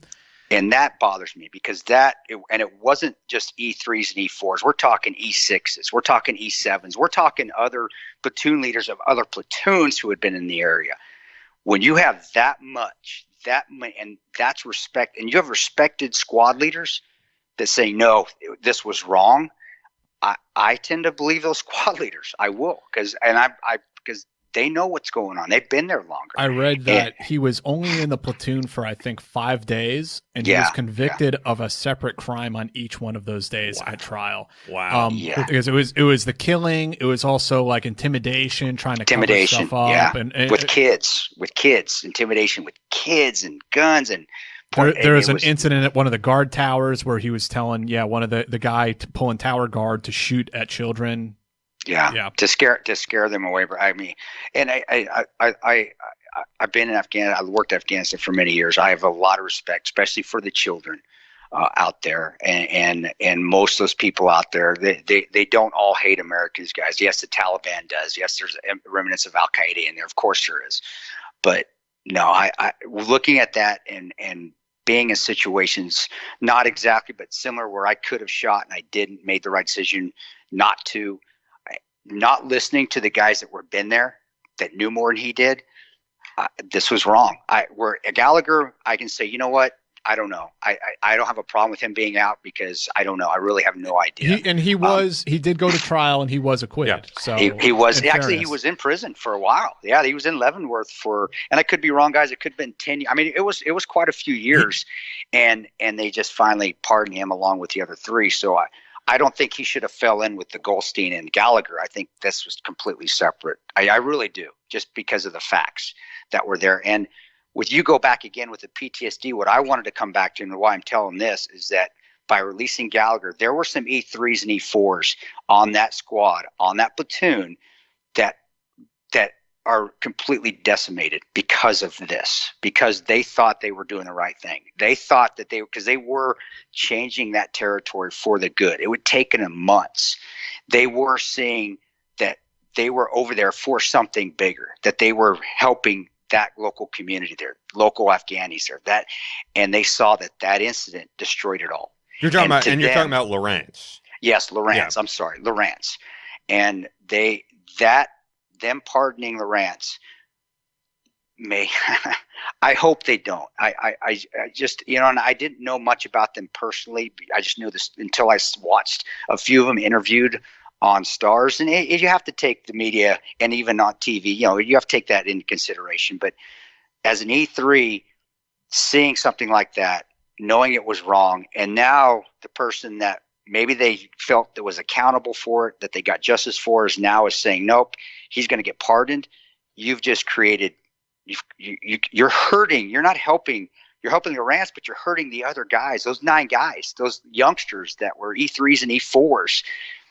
The president just hurt them. He's basically saying, nope, we don't believe you. You're for shit. But the narrative out there with some of these folks is that, like, oh, those 9, PFCs, they're all, they're like Hillary voters. They're, they're like hipsters. They're they're weaklings. The farthest from the truth. It's like these millennial soldiers with their weak feelings. They're not tough enough for the fight. And it's like incredible to hear people say stuff and things like that. I genuinely get the feeling, like just what we've discussed over the past hour. I really find it unlikely, especially with the amount of things that he has to cover, that President Trump has heard all of this. I do believe the man is doing. He feels like he's doing the right thing by supporting the troops. I really do. I think he's getting some bad advice. He went around saying that he saved Eddie Gallagher from the deep state. Like, he's clearly like hucking it up, hot dogging it. But I think a lot of this is, it's funny because like I said, I recorded some stuff a couple months back with Pete Hegseth and Sean Parnell, who are both on Twitter unapologetically all for the pardoning of these 3 guys. Sean is currently running for Congress, and like, this is an issue that he's brought to the forefront. I think both of those guys, and it's not to say anything like offensive to them, this is just my perception, are like masters at getting a message out there. Both of them, I feel, and I don't say this as a negative thing. I've said it to you guys in private. I don't care about saying it on the show because don't have a problem with that, either of them. But like, they genuinely, to me, strike me as people who are created in a lab to be on Fox News.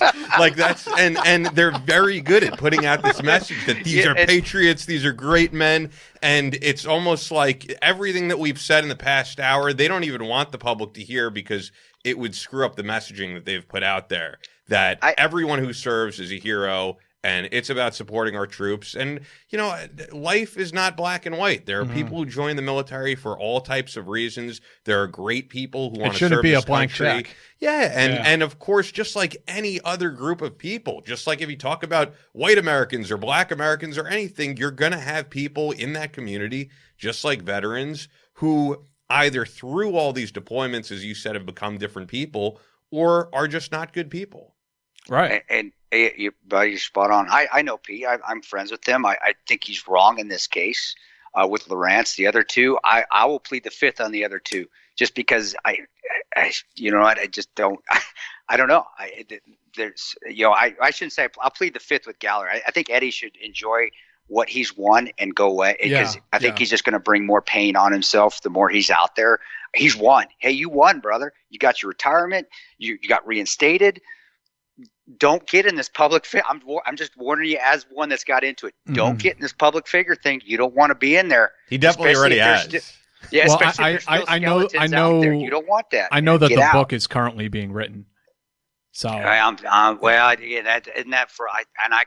can't say bad things about it, because that's what we did. I wouldn't. I'm not. Yeah, but you didn't. You wrote books about your, you know, heroic things you've done, your failures, your, you know, I wrote about a lot of my screw ups. The Ranger Way is all about what I screwed up on. I don't think either of your books. Well, I mean, Jack, you talk about your screw ups, you know, stuff that I didn't know you were going to write about in the book. Absolutely, both of you guys. But I don't think either of you wrote a book to sell a narrative about yourself as, you know, I mean, it's a totally different thing when we say guys writing books. Like, there's what's the reason that you're writing a book? You know what I mean? It's not that simple. You're right, brother. But the third one was it's a for very reason. It's 8 other guys. It has nothing it has little bits of me in there, but it really is the ways, like, guys, I have so many stories about great guys and people don't know about.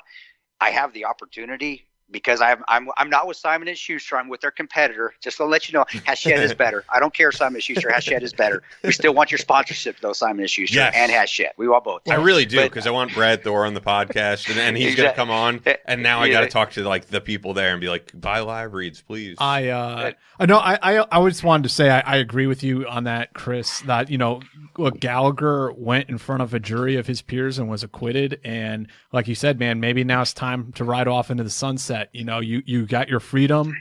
He's very fortunate in getting, you know, a pardon and getting his rank back with direct intervention from the president. And, you know, I think he just retired from the Navy, or he is retiring right now. So, I mean, it's like, hey, man, time to go be with your family. I think so, and especially with the I don't know. You know, you and I even saying it. I know there's other veterans out there, and guys, I don't really know what. I just think your skeletons. If there is something that you did wrong, and it can be, if the more you stay out in the public eye, they're gonna find out, and it will come out if you keep putting it out there. Just like, well, look, that's exactly what happened to Golsteyn.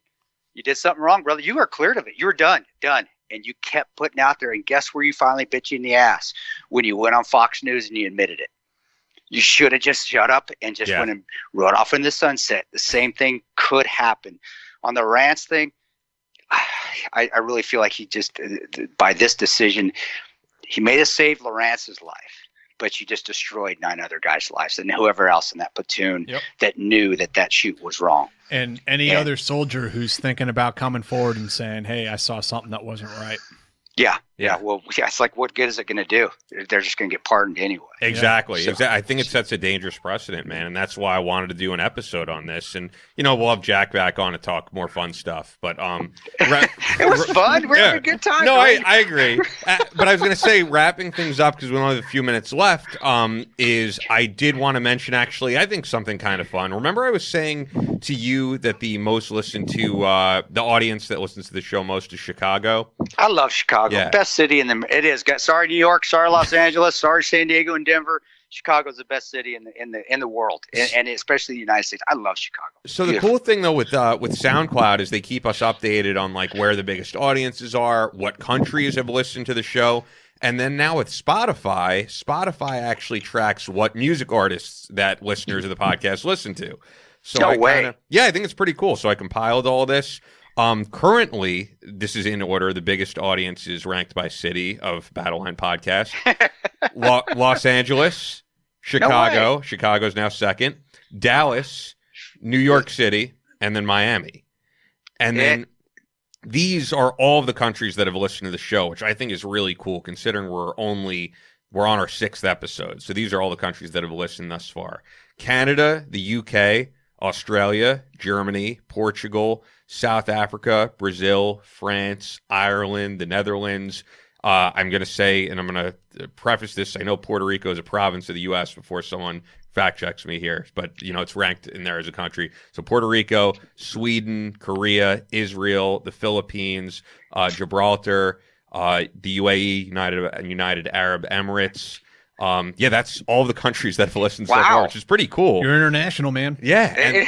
And then the 5 most streamed artists by our audience. You're going to like the first one, I already know. Five Finger Death Punch. They're awesome. I love Five Finger. They may be, and they're kind of that vet bro type, but they're totally good. Vet bro. They're freaking good. They're very good. But I love them, dude. Yeah. I do. And no, I know you're a big fan. I wish it's funny. I was going to say I wish that All That Remains was in here because you were in the video for Madness. That's right. But yeah, that was probably I wasn't really at that time. That was a low point in my life too. So that wasn't really hard to do. That video was. It's a powerful video, man. Yeah. But I'll say the rest off. Five Finger Death Punch, AC/DC. That's pretty cool. Sweet. Fall Out Boy, Blink-182, Post Malone. Those are the most listened to by our audience. I love Post Malone. I don't know people. I think I don't care about the guns. I know he loves guns, but me and my daughter, love Post Malone. I love listening to. Sorry guys, I'll turn on Ariana Grande. That's the kind of guy I am. I like Justin Bieber. I'll listen to Justin Bieber. He's got some jams. The Biebs. I don't care. The Biebs. the Biebs got him and Ed Sheeran.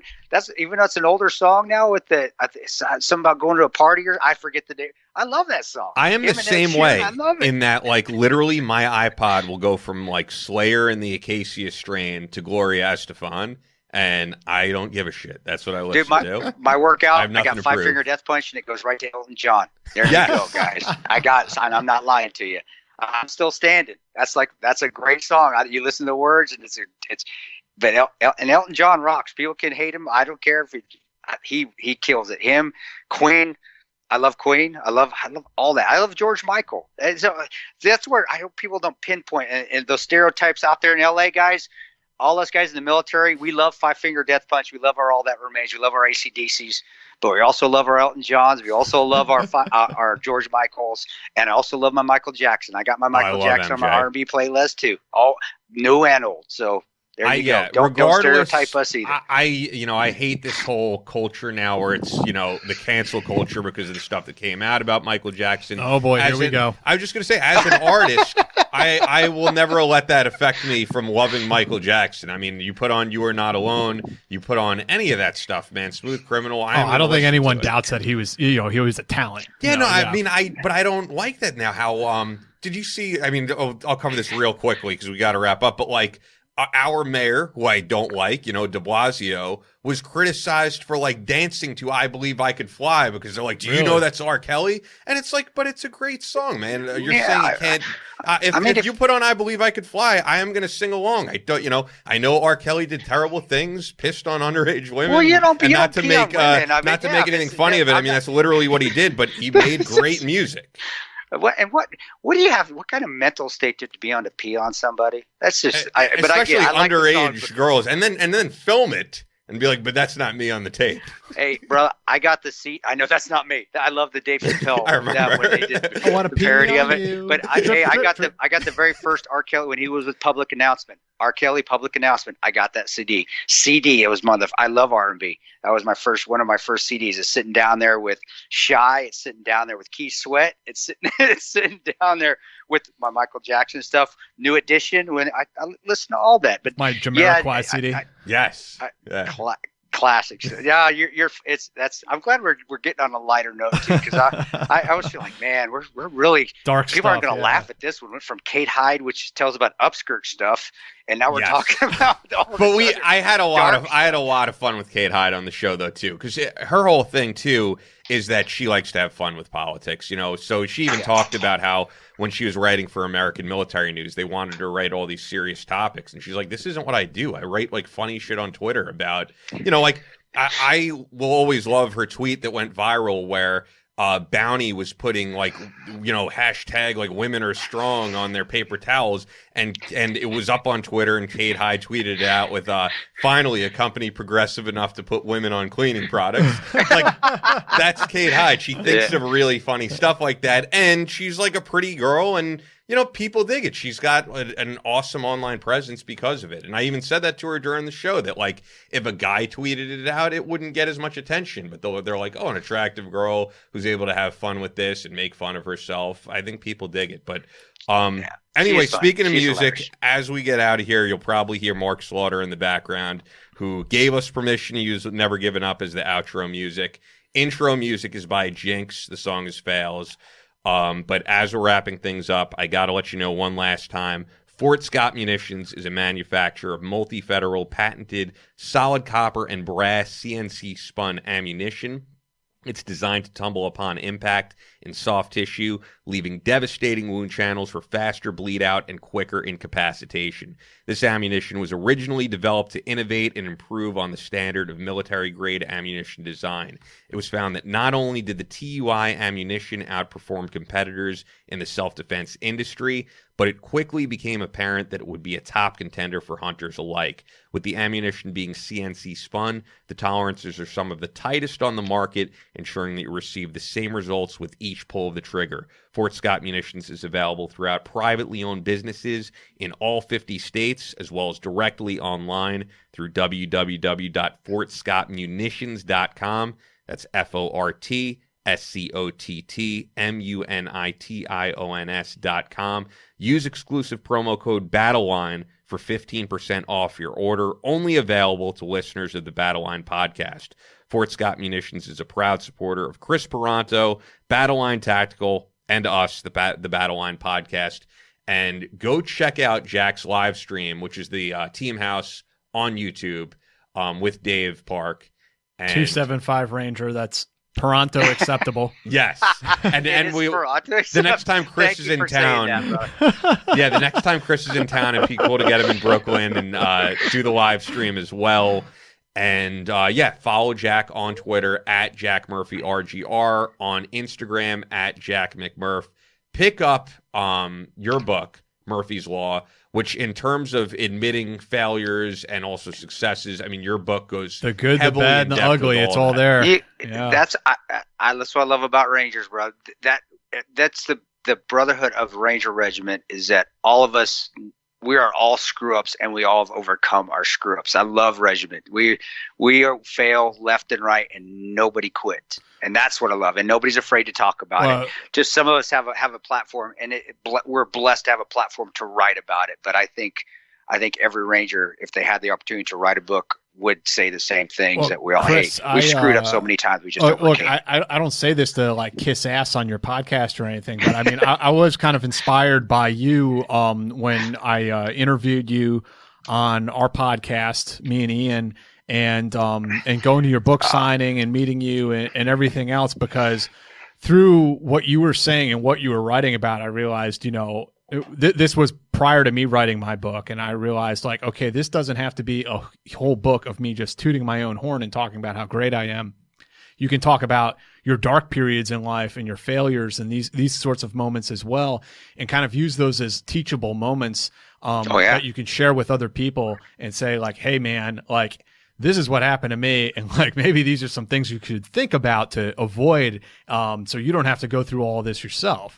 I was really inspired by some of your work in that sense. Thanks, brother. And that's why 275 leads the way, right? I love you, man. I appreciate you saying that. And for all those out there, just I think it's relatable. It's relatable. We all, doesn't make a difference who you are. What if you're in the special operations community or you're working a 9 to 5? We all go through the same failures, and you just have to be able to overcome it. How do you manage to get over through those failures? Those are the ones that are successful, not the ones that were just ungodly in how well they do things. Because it's not. It's how do we overcome once we hit that obstacle? And that's what I was taught at regiment more than anything, is that you can fail many times, but if you don't quit and you Right. you keep pushing yourself and learning and getting better, you're going to overcome it. But when you quit, okay, bye, you're gone. You're not regiment material. You're out of here. And I respect that. So many people, I think, look up to, special operations guys and think we're like some kind of like supermen. And like, that's just not the case, man. It just isn't. No. And when people see me, that's why they ask, or they always say, I thought you'd be bigger. They look at me like, dude, you're like 5'8", 160. Yeah, I'm just a little dude. I'm shrinking more every year. So at least you're getting me now. So, but you're spot on, bro. You're spot people on. say people say the same to me. They're like, I expected somebody that looked like John Cena. I'm like, nope. The one guy who probably, I was going to say when we get him on, I don't think anyone is ever disappointed when they meet Dale Comstock. I don't think. Oh yeah, he's exactly what you think. Yeah, exactly. Yeah. So anyway, we are pretty much out of time here. We got to get out of